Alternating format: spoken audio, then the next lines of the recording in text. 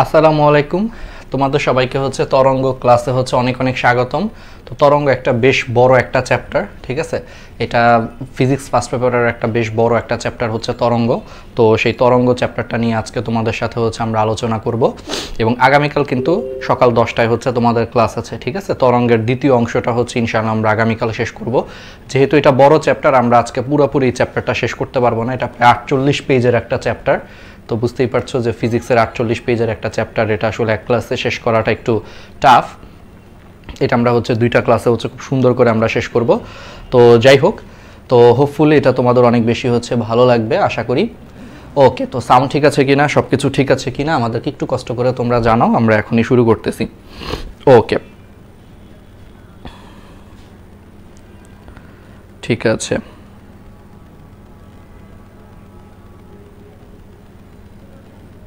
ওকে,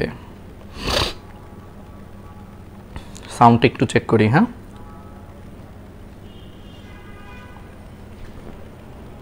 ওকে, sound কি ঠিক আছে?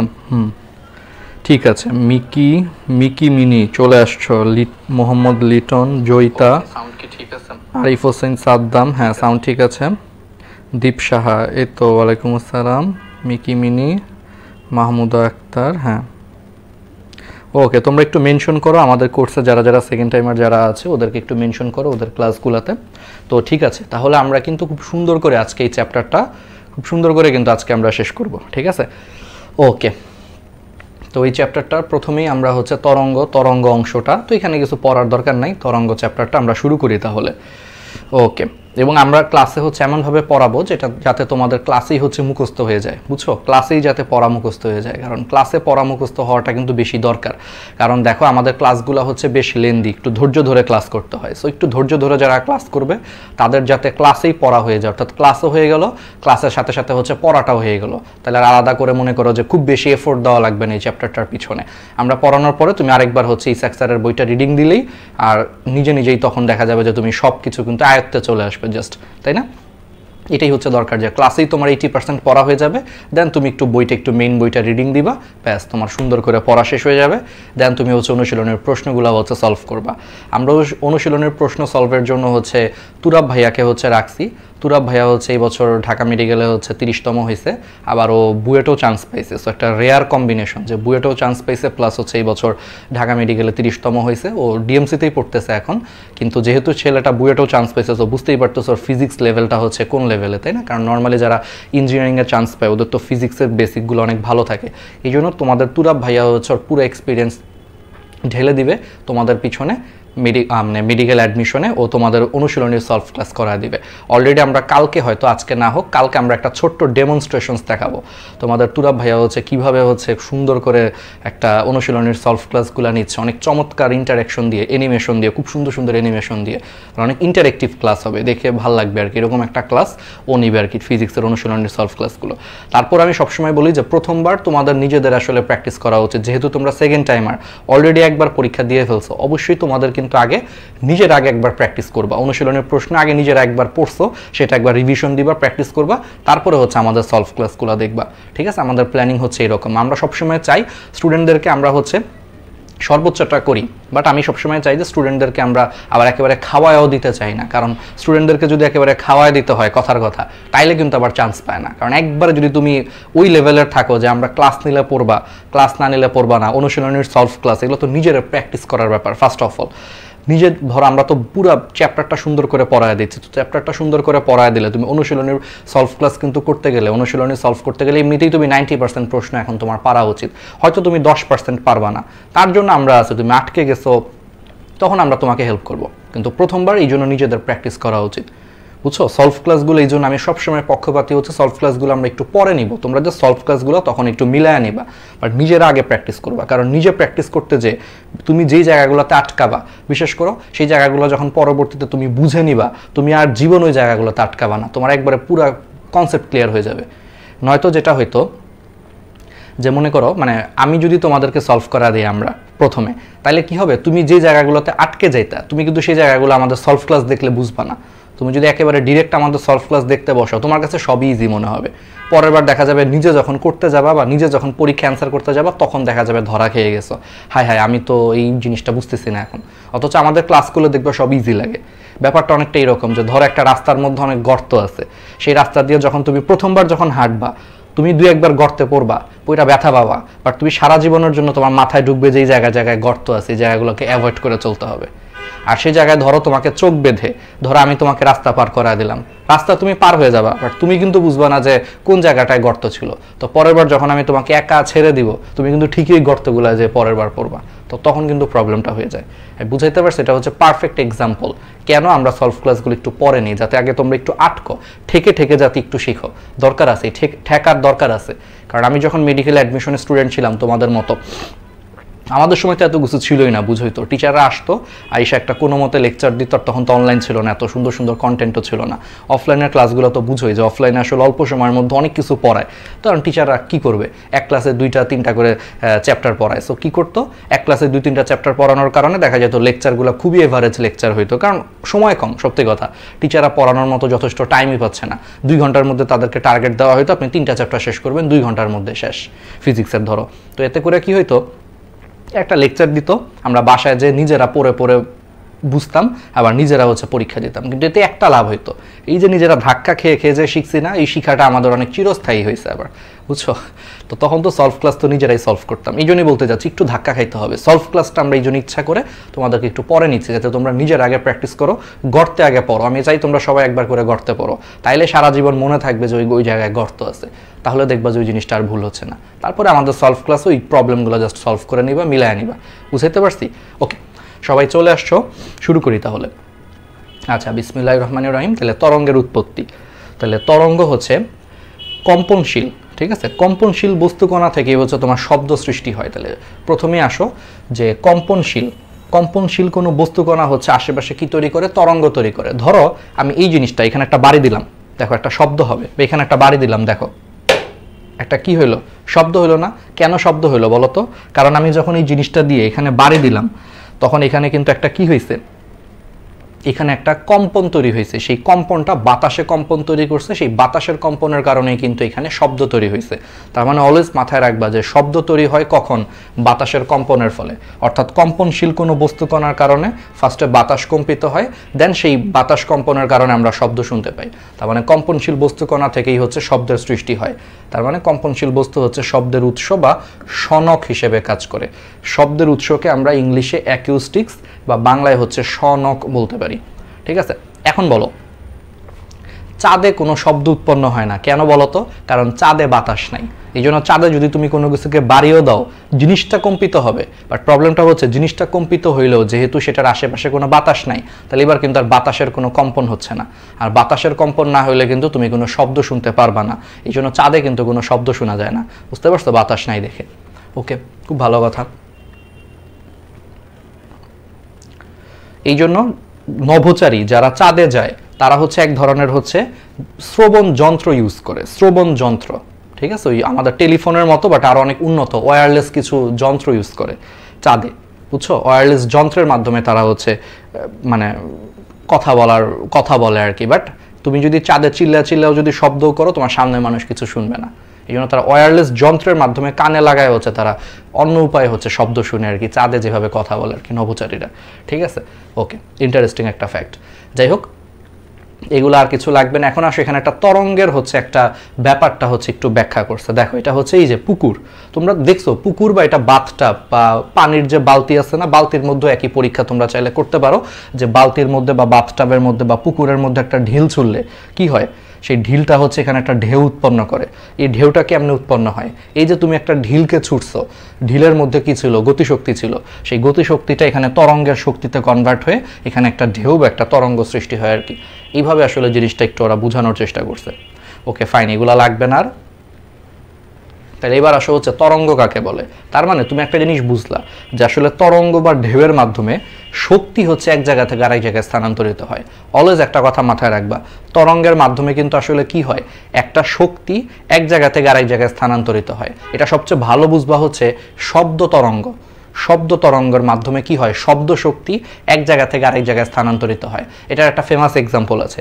ধরো তোমার বাসার আশেপাশে যদি বিশাল ভারী কোনো একটা জিনিস যদি যায়, অনেক শব্দ করতে করতে যদি যায়, বা একটা কাছে বাসার কাছ দিয়ে মনে করো একটা এরোপ্লেন উড়ে চলে গেছে যেখানে প্রচণ্ড শব্দ উৎপন্ন হয়, দেখবা সেই এরোপ্লেন উড়ার সময় যখন প্রচণ্ড শব্দ করতেছে, দেখবা সেই শব্দের কারণে তোমার বাড়ির যে জানালাগুলো আছে, দেখবা যে তোমার জানালাগুলো হচ্ছে কাঁপাকাঁপি করতেছে। কেন কাঁপাকাঁপি করতেছে? বা ধরো তোমার বাসার পাশ দিয়ে একটা বিশাল বড় একটা ট্রাক যাচ্ছে, সেই ট্রাকটা মনে করো অনেক জোরে একটা হর্ন দিছে, যার কারণে দেখবে যে তোমার বাড়ির মনে করো জানালাগুলো কাঁপাকাঁপি করতেছে। কেন কাঁপাকাঁপি করতেছে? এই যে হর্ন দিল, হর্ন দেওয়ার কারণে সেখানে কি হয়, এক ধরনের শব্দ তরঙ্গ উৎপন্ন হয়। সেই শব্দ তরঙ্গের মাধ্যমে হচ্ছে শব্দ শক্তি এক জায়গা থেকে আরেক জায়গায় সঞ্চালিত হয়, আর সেই শব্দ শক্তি যখন তোমার জানালার কাচের মধ্যে এসে পড়ে, সে কাচটাকে হচ্ছে কম্পিত করতেছে। তার মানে তরঙ্গের মাধ্যমে কি হয়, আসলে একটা শক্তি এক জায়গা থেকে আরেক জায়গায় স্থানান্তরিত হয়। বুঝতে পারছো? তাহলে এটা সংজ্ঞাটা কিভাবে দেওয়া যায় দেখো, কোনো স্থিতিস্থাপক মাধ্যমের কণাগুলো স্থানান্তর ছাড়াই যে পর্যাবৃত্ত আন্দোলনের দ্বারা এক স্থান হতে অন্য স্থানে শক্তি সঞ্চালিত হয় তাকে তরঙ্গ বলে। তাহলে দেখো, কোনো স্থিতিস্থাপক মাধ্যমের কণাগুলোর স্থানান্তর ছাড়া, কোনো স্থিতিস্থাপক মাধ্যমের কণাগুলোর স্থানান্তর ছাড়া যে পর্যাবৃত্ত আন্দোলনের মাধ্যমে এক স্থান হতে অন্য স্থানে হচ্ছে তোমার শব্দ শক্তি সঞ্চালিত হয় তাকে হচ্ছে তরঙ্গ বলে। ঠিক আছে? পর্যাবৃত্ত একটা আন্দোলন, যে পর্যাবৃত্ত আন্দোলনের দ্বারা এক স্থান হতে অন্য স্থানে হচ্ছে তোমার কি হয়, শক্তি সঞ্চালিত হয়, তাকে তরঙ্গ বলে। আচ্ছা, তরঙ্গ, তাহলে তরঙ্গ জিনিসটা তাহলে বুঝতে পারতেছো যে এটা কিভাবে উৎপন্ন হয়। জিনিসটা আসলে এইভাবে হয় যে ধরো, মানে এটার আসলে ব্যাপারটা হচ্ছে এরকম যে ধরো তোমার এখানে একটা মাধ্যমের কণা আছে, ঠিক আছে? ঢেউ কেমনে তৈরি হয়? ধরো মাধ্যমের একটা কণা, কেউ কিন্তু জায়গা পরিবর্তন করতেছে না, বুঝো, কেউ কিন্তু জায়গা পরিবর্তন করতেছে না, জাস্ট কি করতেছে, মাধ্যমের একটা কণা মনে করো এই জায়গা থেকে সে একটু উপরের দিকে উঠছে, উপরের দিকে কম্পিত হচ্ছে। এই কণাটা মনে করো একটু নিচের দিকে কম্পিত হচ্ছে, এই কণাটা মনে করো একটু নিচের দিকে কম্পিত হচ্ছে, এই কণাটা মনে করো আবার একটু উপরের দিকে উঠছে, একটু উপরের দিকে উঠছে। তাহলে খেয়াল করে দেখো যে এইখানে যে মাধ্যমের যে অনেকগুলো কণা আছে, সেই কণাগুলোর মধ্যে কেউই কিন্তু জায়গা পরিবর্তন করতেছে না, ওরা জাস্ট কি করতেছে, নিজের জায়গায় থেকে হচ্ছে উপরে নিচে কম্পিত হচ্ছে, জাস্ট নিজের জায়গায় থেকে কি হচ্ছে, উপরে নিচে কম্পিত হচ্ছে, নিজের জায়গা থেকে হচ্ছে উপরে নিচে কম্পিত হচ্ছে, উপরে নিচে কম্পিত হচ্ছে। তো নিজের জায়গা থেকে উপরে নিচে কম্পিত হওয়ার কারণে কিন্তু এখানে একটা ঢেউ বা একটা তরঙ্গ সৃষ্টি হয়। ব্যাপারটা হচ্ছে এরকম আর কি। বুঝতে পারছো? এইভাবে আসলে আলটিমেটলি কি হয়, একটা ঢেউ বা একটা হচ্ছে তোমার তরঙ্গ উৎপন্ন হয়। তাহলে পারবা এই জিনিসগুলা। তার মানে হচ্ছে কোনো স্থিতিস্থাপক মাধ্যমের কণাগুলোর স্থানান্তর ছাড়াই এরা শুধুমাত্র নিজের অবস্থানে থেকে উপরে নিচে কম্পিত হয়ে এই পর্যাবৃত্ত আন্দোলনের মাধ্যমে এই এক স্থান থেকে আরেক স্থানে হচ্ছে শক্তি সঞ্চালন করে। এটাকেই আমরা নাম দিয়েছি হচ্ছে তরঙ্গ বা ঢেউ। ঠিক আছে? তার মানে তরঙ্গ বা ঢেউ উৎপন্নের জন্য কিন্তু মাধ্যমের কণাগুলোর স্থানান্তর হয় না, জাস্ট কি হয়, নিজের জায়গা থেকে হচ্ছে উপরে নিচে কম্পিত হয়। এটা একটু ইম্পর্টেন্ট। আচ্ছা, এখন আসলে এগুলো পড়ার কোনো দরকার নাই, আমরা অলরেডি এই সিদ্ধান্তটা পড়ায় ফেলছি যে কোনো বস্তুর কম্পনের ফলে কিন্তু শব্দ উৎপন্ন হয়। কেন? কারণ এই যে আমি যেখানে বাড়ি দিলাম, বাড়ি দিলে শব্দ উৎপন্ন হয়। কেন? কারণ আমি যখন এখানে বাড়ি দিব, এখানে বাড়ি দিলে হচ্ছে ওই বস্তুটা হচ্ছে কম্পিত হয়। তো বস্তুর কম্পনের কারণে এর আশেপাশে যে বাতাস আছে, সেই বাতাসের কম্পন হয়, আমরা শব্দ শুনতে পাই। তার মানে সকল প্রকার শব্দের উৎস হচ্ছে বস্তুর কম্পন। এটা তুমি আরো ভালো মতো বুঝতে পারবা। এই যে আমরা যে কথা বলি, কথা বলার সময় আমাদের এই যে স্বরযন্ত্র বা ল্যারিংসের ভিতরে বলতো কি আছে, ভোকাল কর্ড আছে। পড়াইছে না বায়োলজিতে যে আমাদের যে স্বরযন্ত্র বা এটাকে ল্যারিংস বলে, সেই ল্যারিংসের ভিতরে কিন্তু তোমার 6টা স্বরজ্জু বা ভোকাল কর্ড থাকে। তো এই ভোকাল কর্ডের কম্পনের কারণে কিন্তু আমরা এই যে কথা বলতে পারতেছি, শব্দ উৎপন্ন করতে পারতেছি। বিশ্বাস না হলে তুমি কথা বলার সময় গলায় হাত দাও, কথা বলার সময় গলায় হাত দাও, হাত দিলে তুমি বুঝতে পারবা যে তোমার গলাগুলা কম্পিত হচ্ছে। হাত দিয়ে দেখো, এখন একটা আওয়াজ করো, একটা চিৎকার দাও, জোরে একটা চিল্লানি দাও, ঠিক আছে? দেখবে তোমার বাবা মা সবাই ছুটে আসবে, কিরে কি হইলো কি হইলো বলবে, যে হোক সমস্যা নাই। তাদেরকে বলবো যে আমি একটা আসলে এক্সপেরিমেন্ট করতেছিলাম, ভাইয়া হচ্ছে আমাকে একটা এক্সপেরিমেন্ট করতে বলছিল, ঠিক আছে? তাহলে জোরে একটা চিৎকার দিয়ে গলায় হাত দাও, মানে চিৎকার করার সময় গলায় হাত দিতে হবে, চিৎকার বন্ধ করে হাত দিলে তো হবে না। চিৎকার দিচ্ছ আর গলায় হাত দাও, দেখবে যে হাতটা কম্পিত হচ্ছে, মানে গলাটা কম্পিত হচ্ছে। তার মানে কম্পনের ফলে শব্দ উৎপন্ন হয়। তাহলে কোনো বস্তুর কম্পনের দরুন শব্দ উৎপন্ন হয়, তাহলে সর্বপ্রকার শব্দ উৎপত্তির তাহলে মূল উৎস কি? বস্তুর কম্পন। তার মানে বস্তুর কম্পনই হচ্ছে শব্দ উৎপত্তির হচ্ছে মূল উৎস। আর এই কম্পনের ফলে এই যে যান্ত্রিক শক্তি, সেই যান্ত্রিক শক্তি থেকেই আলটিমেটলি শব্দ উৎপন্ন হয়। খুবই ইম্পর্টেন্ট। তাহলে কম্পনের ফলে কি হচ্ছে? জিনিসটা নড়াচড়া করতেছে, তাহলে কোন একটা জিনিস নড়াচড়া করলে ওটাকে আমরা কি ধরনের শক্তি বলি? যান্ত্রিক শক্তি বলি। তাহলে সেই যান্ত্রিক শক্তিটাই আলটিমেটলি শব্দ শক্তিতে হচ্ছে কনভার্ট হচ্ছে। আচ্ছা, এখন আসো শব্দের বিস্তার। এখন একটা জিনিস হচ্ছে একটু খেয়াল করো যে শব্দের বিস্তারের জন্য শব্দের বিস্তারের জন্য জড় মাধ্যমের প্রকৃতি হচ্ছে কীরকম হওয়া দরকার? আচ্ছা, মানে শব্দ এক জায়গা থেকে আরেক জায়গায় ছড়ানোর জন্য যে মাধ্যমটা থাকবে সেই মাধ্যমের প্রকৃতি কীরকম হওয়া দরকার? মনে রাখবা, সেই মাধ্যমটা হচ্ছে স্থিতিস্থাপক হবে এবং অবিচ্ছিন্ন হইতে হবে। স্থিতিস্থাপক বা অবিচ্ছিন্ন হইতে হবে। আচ্ছা, অবিচ্ছিন্ন কেন হইতে হবে? আচ্ছা, অবিচ্ছিন্ন হইতে হবে এই কারণে যে মানে জিনিসটা এরকম যে ধরো তোমার একটা বস্তু মনে করে এখানে কম্পিত হচ্ছে, তাহলে বস্তুর কম্পনটা মনে করে আশেপাশের বাতাসের মধ্যে ছড়ায় যাচ্ছে। এখন বাতাস যদি মনে করো বিচ্ছিন্ন হয়, বিচ্ছিন্ন বলতে কি, ধরো এইটুকু জায়গায় হচ্ছে বাতাস আছে, কিন্তু মনে করো এর মাঝখানে কোনো বাতাস নাই, আবার ধরো এইটুকু জায়গায় বাতাস আছে, আবার ধরো এখানে বাতাস নাই। ধরো যদি এরকম হয়, কথার কথা হাইপোথেটিক্যালি চিন্তা করো, যদি এরকম হয় তাহলে বস্তুর কম্পনের ফলে এর সাথে যে বাতাসগুলো আছে এই বাতাসগুলো কম্পিত হবে, কিন্তু এই বাতাসের সাথে এই বাতাসগুলোর তো কোনো কানেকশন নাই, কারণ মাঝখানে ধরো তোমার বিচ্ছিন্ন গ্যাপ আছে, তাইলে কিন্তু আর তরঙ্গটা এখান থেকে সর্বোচ্চ এইটুকু পর্যন্ত যাবে, আর কিন্তু সে ছড়াইতে পারবে না। কিন্তু যদি নিরবিচ্ছিন্ন হয় বা অবিচ্ছিন্ন হয়, যে বাতাসের কণাগুলো হচ্ছে পরস্পরের সাথে কানেক্টেড, মানে কেউ বিচ্ছিন্ন না, অবিচ্ছিন্ন হইলে তখন খেয়াল করে দেখো অবিচ্ছিন্ন হইলে কি হবে, এই যে এখানে যে কম্পন হচ্ছে এই কম্পনটা কিন্তু এখান থেকে একবার এইটুকু পর্যন্ত চলে যাবে। তো বাস্তবে তো তাই হয়। বাস্তবে বাতাস একটা কি ধরনের মাধ্যম? অবিচ্ছিন্ন মাধ্যম, কারণ সকল জায়গায় বাতাস আছে, কোথাও কিন্তু কোনো গ্যাপ নাই যে আমার মনে করি এখানে বাতাস আছে ওইখানে বাতাস নাই, এরকম কিন্তু কিছু নাই। তার মানে বাতাস হচ্ছে একটা অবিচ্ছিন্ন মাধ্যম, কোনো গ্যাপ নাই, মানে এটা বিচ্ছিন্ন না। গ্যাপ থাকলে বিচ্ছিন্ন, বিচ্ছিন্ন না অবিচ্ছিন্ন মাধ্যম। তো এরকম শব্দ বিস্তারের জন্য বা শব্দ ছড়িয়ে পড়ার জন্য তাহলে সেই জড় মাধ্যমকে স্থিতিস্থাপক হইতে হবে এবং সাথে হচ্ছে অবিচ্ছিন্ন হইতে হবে। আচ্ছা, এখন সমস্যাটা হচ্ছে, তাহলে বুঝতেই পারতেছো যে বিচ্ছিন্ন হইলে অসুবিধাটা কি, আমরা এইমাত্র পড়ে ফেলছি। আচ্ছা, এবার আসো অস্থিতিস্থাপক হইলে সমস্যাটা কি। ধরো অস্থিতিস্থাপক হইলেও একটা সমস্যা আছে। অস্থিতিস্থাপক মাধ্যমে শব্দের হচ্ছে অপচয় হয়, ঠিক আছে? অস্থিতিস্থাপক মাধ্যমে হচ্ছে শক্তির ক্ষয় হয়ে যায়, শক্তির অপচয় হয়ে যায়। তো শক্তির অপচয় হলে সেই শক্তিগুলো বেশি দূরে ছড়াইতে পারবে না, এই জন্য অস্থিতিস্থাপক মাধ্যমে শব্দকে বেশি দূরত্বে সঞ্চালিত করা যায় না, কারণ এখানে শক্তির অপচয় হয়ে শক্তি একটু পরে দেখবা নাই হয়ে গেছে, এই জন্য স্থিতিস্থাপক মাধ্যম হইতে হয়। তাছাড়া এই যে বিচ্ছিন্ন বস্তু যেমন ধুলাবালি, পশম, এগুলা শব্দ প্রেরণের পক্ষে হচ্ছে কুপরিবাহী, কারণ ওই যে বলছে এটার মাঝখানে গ্যাপ থাকে। সো মনে করে এই ধুলাবালি কম্পিত হচ্ছে, কিন্তু এর পরের ধুলাটা মনে করে এইখানে আছে, তাহলে এই যে এদের মাঝখানে যে একটা গ্যাপ আছে, তাহলে কোনো লাভ নেই আসলে। বুঝছো, ব্যাপারটা হচ্ছে এরকম। আচ্ছা, এবার আসা হচ্ছে তরঙ্গ শক্তি। তাহলে এইটুকু জিনিস আমরা বুঝছি, এখান থেকে আমরা বেশ কিছু বেসিক বুঝবো, এগুলো দরকার নেই, এখানে অনেক মানে নর্মাল কথাবার্তা লিখে রাখছে, এগুলো থেকে কখনোই আসবে না। এখানে কি লেখছে দেখো, এই যে তরঙ্গ হচ্ছে শক্তির এক প্রকারের রূপ। আমরা তো বলেই দিছি যে তরঙ্গ হচ্ছে শক্তির এক প্রকারের রূপ। কিভাবে শক্তির এক প্রকারের রূপ? ওই যে পানির মধ্যে যখন আমরা ঢিল ছুড়ি, সেই ঢিলের মধ্যে কি থাকে? গতিশক্তি থাকে। সেই ঢিলটা যখন পানির মধ্যে পড়ে তখন কিন্তু সেখানে একটা ঢেউ সৃষ্টি হয়, তাই না? ব্যাপারটা হচ্ছে এরকম। তাহলে আমরা যখন পানির মধ্যে হচ্ছে ঢিল ছুড়ি, তাহলে সেই ঢিলের মধ্যে কি থাকে? সেই ঢিলের মধ্যে হচ্ছে তোমার গতিশক্তি থাকে। সেই গতিশক্তিটাই কিন্তু তোমার আলটিমেটলি কি হয়? সেই গতিশক্তিটাই কিন্তু পুকুরের পানিতে এরকম একটা সুন্দর ঢেউ সৃষ্টি করতেছে, অর্থাৎ সেই গতিশক্তিটাই আলটিমেটলি হচ্ছে এখানে তরঙ্গতে কনভার্ট হচ্ছে। তার মানে তরঙ্গ হচ্ছে শক্তির আসলে একটা রূপ, এই ক্ষেত্রে গতিশক্তিটা তরঙ্গের শক্তিতে কনভার্ট হচ্ছে। এটাই বলছে আর কি এই জিনিসগুলো, এইগুলো আসলে এখানে আসে না। আচ্ছা, দরকার নেই। এখন আসা হচ্ছে আমরা তরঙ্গতে চলে আসি সরাসরি, কারণ বুঝতেই পারতেছো এই মাঝখানের এই জিনিসগুলো এরকম ইম্পর্টেন্ট কিছু না, ঠিক আছে? এগুলো জাস্ট নর্মাল বর্ণনামূলক প্রশ্ন লিখে রাখছে, এখান থেকে কখনোই প্রশ্ন আসবে না মেডিকেল ভর্তি পরীক্ষায়। সো দরকার নেই, এত কষ্ট করার কি দরকার আছে, ঠিক আছে? আচ্ছা, এবার আসা হচ্ছে তরঙ্গ। তাহলে তরঙ্গের যে জিনিসটা হচ্ছে আমরা একটু দেখার চেষ্টা করতেছি। দেখো যে তাহলে আমরা অলরেডি কিন্তু জানি যে পর্যাবৃত্ত আন্দোলন বলতে কি বোঝায়? ওই যে মাধ্যমের কণাগুলো ওই যে নিজের অবস্থানে থেকে সে কিন্তু স্থান পরিবর্তন করতেছে না, সে জাস্ট কি করতেছে? নিজের অবস্থানে থেকে উপরে নিচে কম্পিত হচ্ছে, নিজের অবস্থানে থেকে উপরে নিচে কম্পিত হচ্ছে। তাহলে এই যে মাধ্যমের যে পর্যাবৃত্ত আন্দোলন, তাহলে যেই পর্যাবৃত্ত আন্দোলন কোনো জড় মাধ্যমের এক স্থান থেকে অন্য স্থানে হচ্ছে শক্তি সঞ্চালিত করে, কিন্তু আলটিমেটলি মাধ্যমের কণাগুলোই যে স্থায়ীভাবে হচ্ছে স্থানান্তরিত করে না, তাকেই তরঙ্গ বলে।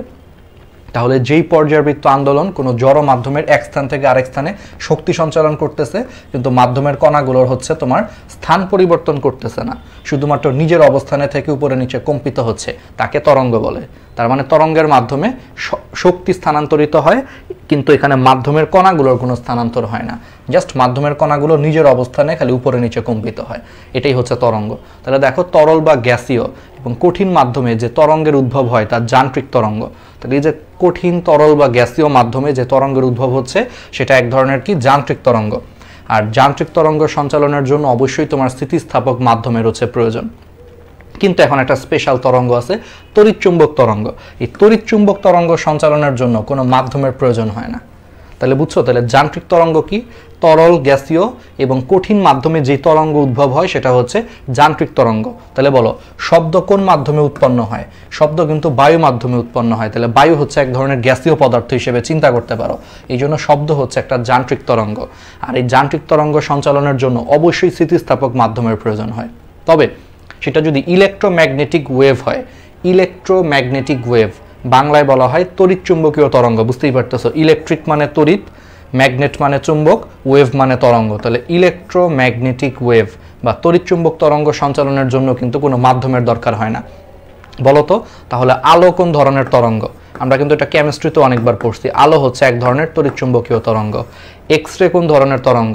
তড়িৎচুম্বকীয় তরঙ্গ। ওই যে আমরা পড়ছি না একটা কেমিস্ট্রিতে গুণগত রসায়নে, আমরা পড়ছি কিন্তু মনে করে দেখো, একটা গুণগত রসায়নের একটা সিরিয়াল পড়ছি যে সবচেয়ে শক্তিশালী তড়িৎচুম্বক তরঙ্গ হচ্ছে মহাজাগতিক রশ্মি। তারপরে শক্তিশালীর দিক দিয়ে যদি আমরা চিন্তা করি বা যদি তরঙ্গ দৈর্ঘ্য দিয়ে যদি চিন্তা করি, কেমিস্ট্রিতে আমরা পড়ছি তরঙ্গ দৈর্ঘ্য দিয়ে চিন্তা করলে সবচেয়ে কম তরঙ্গ দৈর্ঘ্য হচ্ছে মহাজাগতিক রশ্মি। তারপরে হচ্ছে কি পড়ছিলাম আমরা? গামা রশ্মি। তারপরে পড়ছিলাম এক্স রশ্মি। তারপরে হচ্ছে অতিবেগুনি রশ্মি। তারপরে দৃশ্যমান আলো।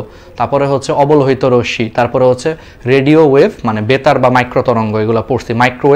মাইক্রোওয়েভ দেন হচ্ছে তোমার রেডিও ওয়েভ বা বেতার তরঙ্গ। আমরা কিন্তু এগুলো পড়ছি না? তাহলে এই যে সিরিয়ালগুলো যে আমরা বললাম এগুলো সবই হচ্ছে তড়িৎচুম্বকীয় তরঙ্গ। তাহলে তড়িৎচুম্বকীয় তরঙ্গ স্থানান্তরের জন্য কোনো মাধ্যমের দরকার হয় না। তাহলে তড়িৎচুম্বকীয় তরঙ্গের একটা ফেমাস এক্সাম্পল কিন্তু পরীক্ষায় আসে, আলো। আলো হচ্ছে তড়িৎচুম্বকীয় তরঙ্গ। আর যান্ত্রিক তরঙ্গের একটা ফেমাস এক্সাম্পল কি? শব্দ হচ্ছে একটা যান্ত্রিক তরঙ্গ। তার মানে শব্দ সঞ্চালনের জন্য মাধ্যমের প্রয়োজন হয়। এই কারণে চাঁদে হচ্ছে শব্দ সঞ্চালিত হয় না, কারণ চাঁদে কোনো বাতাস নাই, ফলে চাঁদে শব্দ সঞ্চালিত হয় না। আরেকটি ইম্পর্টেন্ট জিনিস, আলো হচ্ছে একটা তড়িৎচুম্বকীয় তরঙ্গ, এই জন্য আলো চলাচলের জন্য কোনো মাধ্যমের দরকার হয় না। এই জন্যই দেখো সূর্য থেকে আলো হচ্ছে পৃথিবীতে আসে, কারণ সূর্য থেকে আলো যখন পৃথিবীতে আসে ও কিন্তু যেই রাস্তা দিয়ে আসে এই রাস্তায় কিন্তু কোনো বাতাস নাই, শুধুমাত্র ভূপৃষ্ঠের কিছু সামান্য, ভূপৃষ্ঠের উপরে মনে করো মোটামুটি 300-400 কিলোমিটার উপর পর্যন্ত হচ্ছে শুধু বাতাস আছে, বাকি রাস্তা কিন্তু মহাশূন্য, কোনো মাধ্যম নাই। বাট আলো হচ্ছে এক প্রকার তড়িৎচুম্বকীয় তরঙ্গ, এই জন্য তার কোনো মাধ্যমের দরকার হয় না। এই জন্য দেখছো সে মাধ্যম ছাড়াই সে সূর্য থেকে কিন্তু পৃথিবীতে চলে আসতেছে, এটা কিন্তু খুব ইম্পর্টেন্ট। এই জন্য আজকে যদি আলো যদি যান্ত্রিক তরঙ্গ হইতো তাহলে আলো কিন্তু পৃথিবীতে আসতো না, কারণ আলো যদি যান্ত্রিক তরঙ্গ হইতো, যান্ত্রিক তরঙ্গ সঞ্চালনের জন্য মাধ্যম দরকার হয়, তাহলে পৃথিবী এবং সূর্যের মাঝখানে কিন্তু কোনো মাধ্যম নাই, মহাশূন্য, কিছুই নাই সেখানে, তাহলে কিন্তু আর আলো আসতে পারতো না। কিন্তু আজকে কেন আলো আসে? কারণ আলো হচ্ছে তড়িৎচুম্বকীয় তরঙ্গ, আর এটার সঞ্চালনের জন্য কোনো মাধ্যম দরকার হয় না, এই জন্য বিনা মাধ্যমেই সূর্য থেকে পৃথিবীতে আলো আসতেছে। ঠিক আছে, এখন আসো তরঙ্গের বৈশিষ্ট্য, খুবই খুবই খুবই ইম্পর্টেন্ট। তরঙ্গের বৈশিষ্ট্যগুলো মেডিকেল ভর্তি পরীক্ষার জন্য 5 স্টার একটা বৈশিষ্ট্যগুলো থেকে সত্য মিথ্যা টাইপ প্রশ্ন, বা কোনটি সঠিক বা সঠিক নয় এরকম টাইপের হচ্ছে প্রশ্ন আসে। তাহলে একটা আসবে হচ্ছে কোনো একটি মাধ্যমের বিভিন্ন কণার সম্মিলিত কম্পনের ফলশ্রুতি হলো তরঙ্গ। তাহলে কোনো একটি মাধ্যমের বিভিন্ন কণার সম্মিলিত কম্পন, কোনো একটি মাধ্যমের বিভিন্ন কণার সম্মিলিত কম্পনের ফলশ্রুতি হলো তরঙ্গ, এটা একটা কাহিনী। তারপরে আসো হচ্ছে তরঙ্গের বিস্তার আছে, তরঙ্গের কম্পন আছে, তরঙ্গের তরঙ্গ দৈর্ঘ্য আছে। আমরা একটু পরে এগুলা সবই ডিটেলস পড়বো। এগুলা বিস্তার কি? আচ্ছা, বিস্তার হচ্ছে ধরো এটা একটা ঢেউ, ঠিক আছে, এটা একটা ঢেউ, ধরো এটা একটা ঢেউ। তাহলে এই যে দেখো এটা কি, এই এক্স অক্ষটাকে মনে করো, তুমি চিন্তা করো হচ্ছে সাম্যাবস্থা চিন্তা করো। তাহলে সাম্যাবস্থা থেকে যে কোনো একদিকে একটা ঢেউ বা একটা তরঙ্গ সর্বোচ্চ যে দূরত্ব অতিক্রম করে, এই সর্বোচ্চ দূরত্বটাকে তোমার বিস্তার বলে, বুঝছো?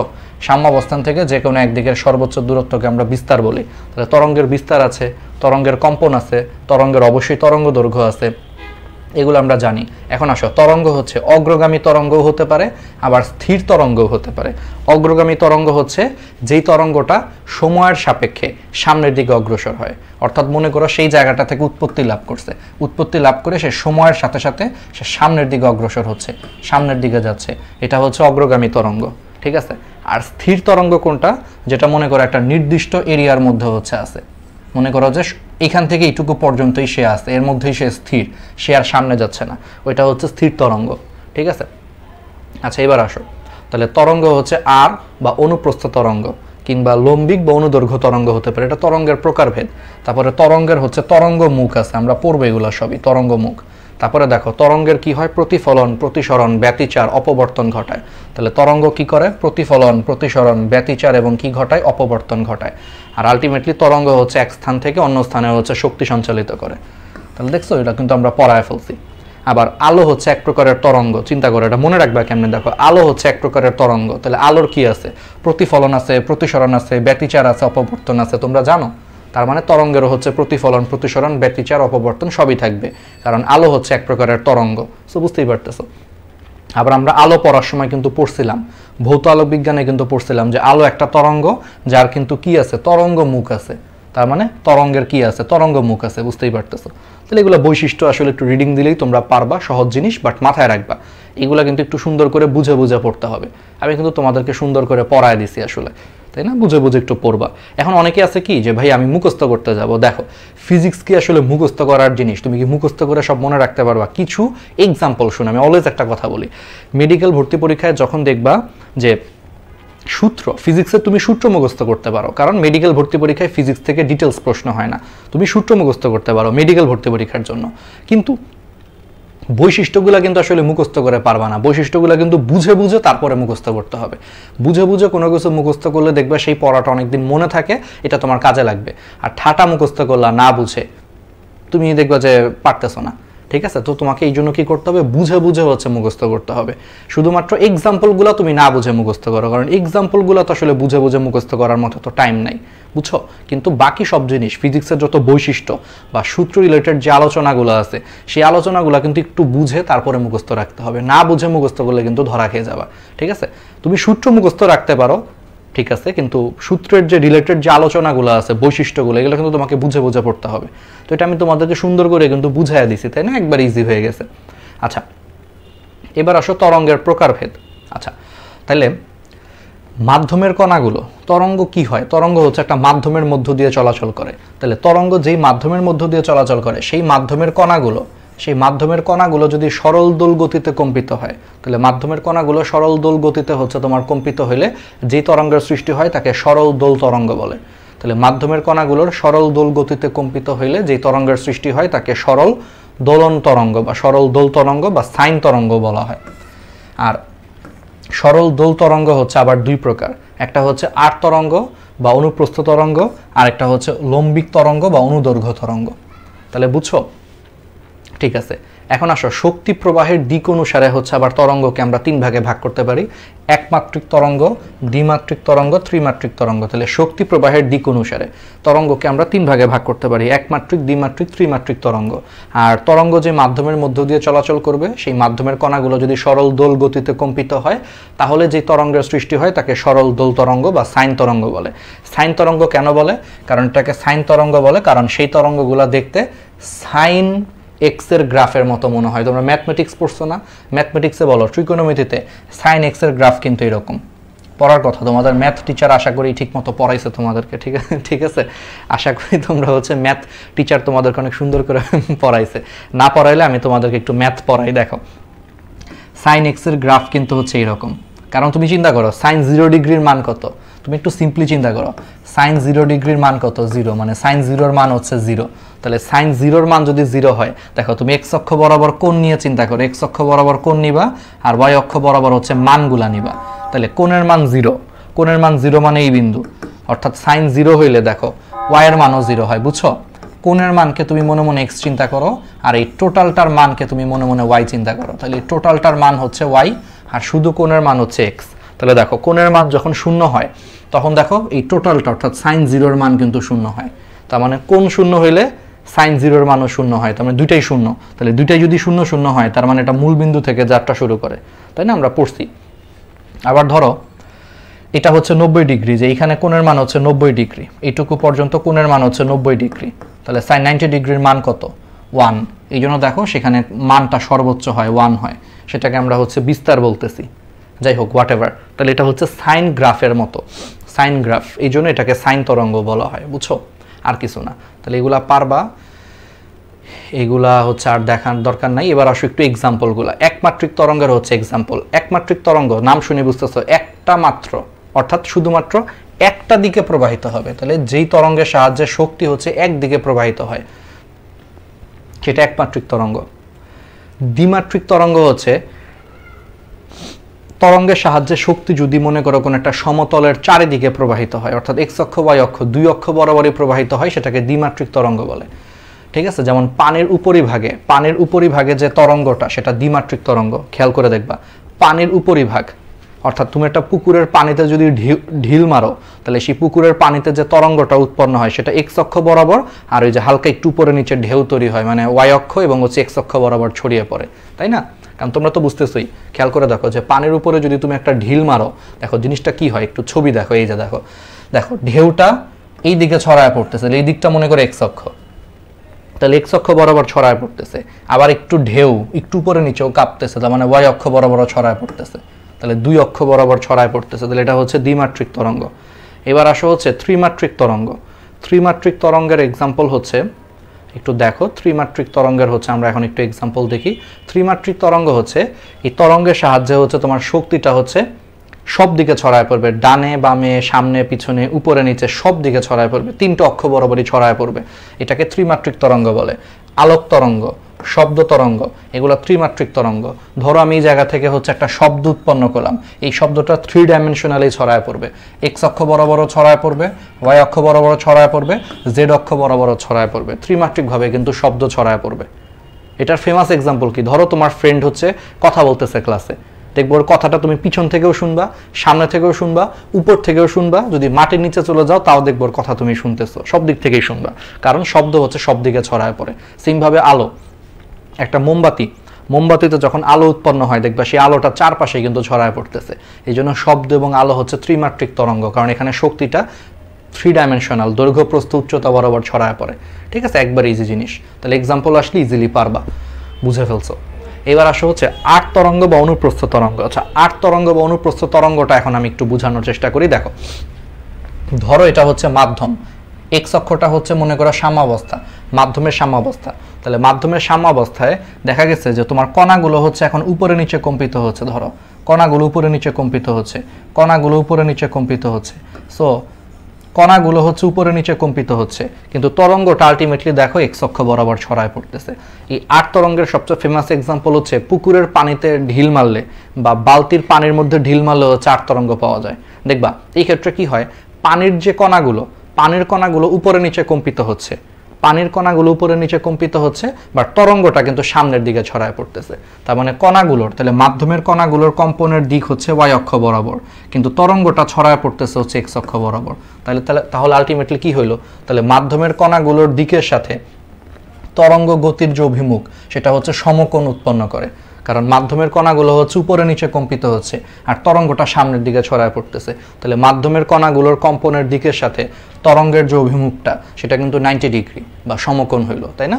তাহলে মাধ্যমের কণাগুলোর গতির দিকের সাথে তরঙ্গের গতির অভিমুখ যদি তোমার সমকোণে থাকে, সমকোণে থাকলে সেইটাকে আমরা কি বলি, 8 তরঙ্গ বা হচ্ছে আমরা এটাকে অনুপ্রস্থ তরঙ্গ বলি। তাহলে আলোক তরঙ্গ বা তড়িৎচুম্বক তরঙ্গ হচ্ছে এই ধরনের অনুপ্রস্থ তরঙ্গ। বুঝতে পারছো? একবার ইজি, যে মাধ্যমের কণাগুলো ওয়াই অক্ষ বরাবর কম্পিত হচ্ছে আর তরঙ্গটা এক্স অক্ষ বরাবর চলে যাচ্ছে। তাহলে মাধ্যমের কণাগুলোর কম্পনের দিকের সাথে তরঙ্গটার কম্পনের দিক হচ্ছে 90 ডিগ্রি কোণে আছে।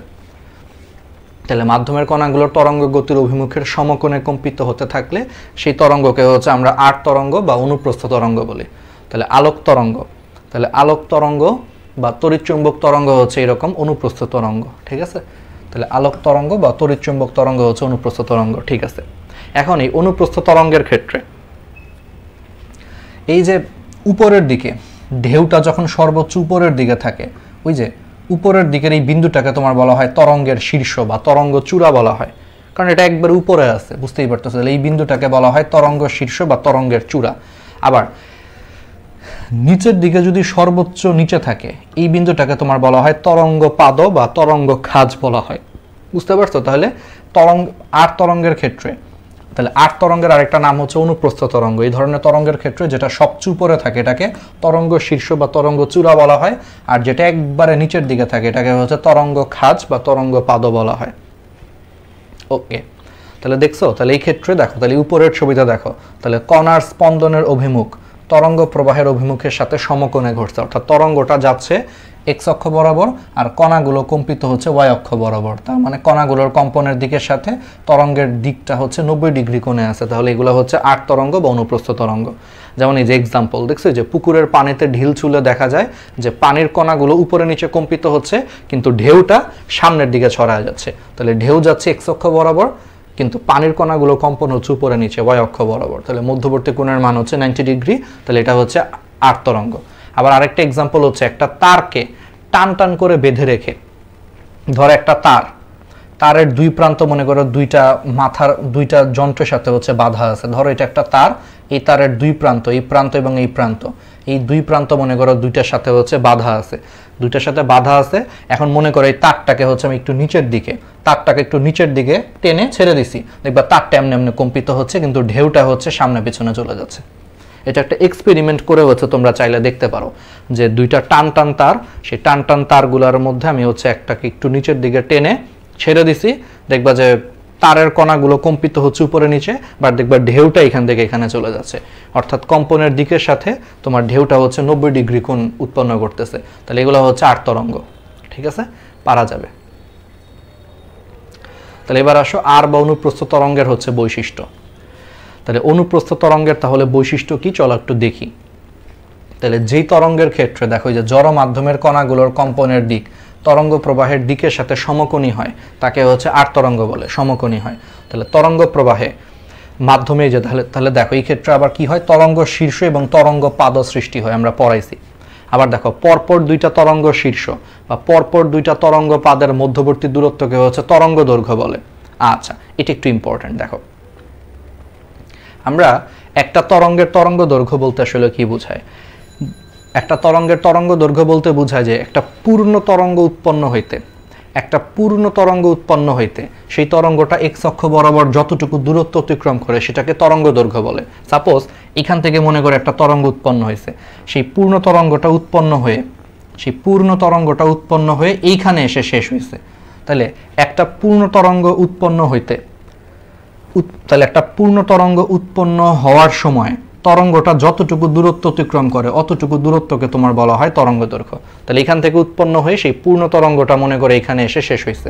তাহলে একটা পূর্ণ তরঙ্গ উৎপন্ন হওয়ার সময় সেটা যতটুকু দূরত্ব অতিক্রম করতেছে, যেইটুকু দূরত্ব অতিক্রম করতেছে এটাকেই তোমার বলা হয় তরঙ্গ দৈর্ঘ্য, ল্যামডা বলা হয়। তাহলে একটা পূর্ণ তরঙ্গ উৎপন্ন হওয়ার সময় তরঙ্গটা যতটুকু দূরত্ব অতিক্রম করে সেই অতিক্রান্ত দূরত্বকে হচ্ছে ল্যামডা বা তরঙ্গ দৈর্ঘ্য বলে। এটাকে আরেকভাবে বলা যায়, তাহলে এইটুকু যদি ল্যামডা হয়, দেখো তো এইটুকুও কিন্তু ল্যামডা হবে। দেখো এই যে এখান থেকে এইটুকু পর্যন্তও কিন্তু ল্যামডা হবে। দেখো এইটুকু যদি ল্যামডা হয়, জাস্ট আমি এটাকে একটু এই পাশে সরায় নিয়ে আসছি, এটা ল্যামডা হলে একটু এই পাশে সরায় নিয়ে আসো, এটাও কিন্তু ল্যামডা বা তরঙ্গ দৈর্ঘ্য হয়। দ্যাট মিনস এটা হচ্ছে একটা তরঙ্গ শীর্ষ, এটা কিন্তু আরেকটা তরঙ্গ শীর্ষ। তার মানে পরপর দুইটা তরঙ্গ শীর্ষের মধ্যবর্তী যে দূরত্ব, তাহলে সেই দূরত্বটাকে আমরা তরঙ্গ দৈর্ঘ্য বা ল্যামডা বলতে পারি। আবার সেম ভাবে খেয়াল করে দেখো, ধরো এটাকে আমি একটু নিচের দিকে বর্ধিত করি, ধরো এটা এরকম হইতো, তাই না? তাহলে এটা একটা তরঙ্গ খাজ, এটা একটা তরঙ্গ খাজ। তাহলে পরপর দুইটা তরঙ্গ খাজের মধ্যবর্তী দূরত্বকে আমরা কিন্তু ল্যামডা বা তরঙ্গ দৈর্ঘ্য বলতে পারি, একই জিনিস। ঠিক আছে, তাহলে পরপর দুইটা তরঙ্গ শীর্ষ বা পরপর দুইটা তরঙ্গ পাদের মধ্যবর্তী দূরত্বই হচ্ছে ল্যামডা বা তরঙ্গ দৈর্ঘ্য।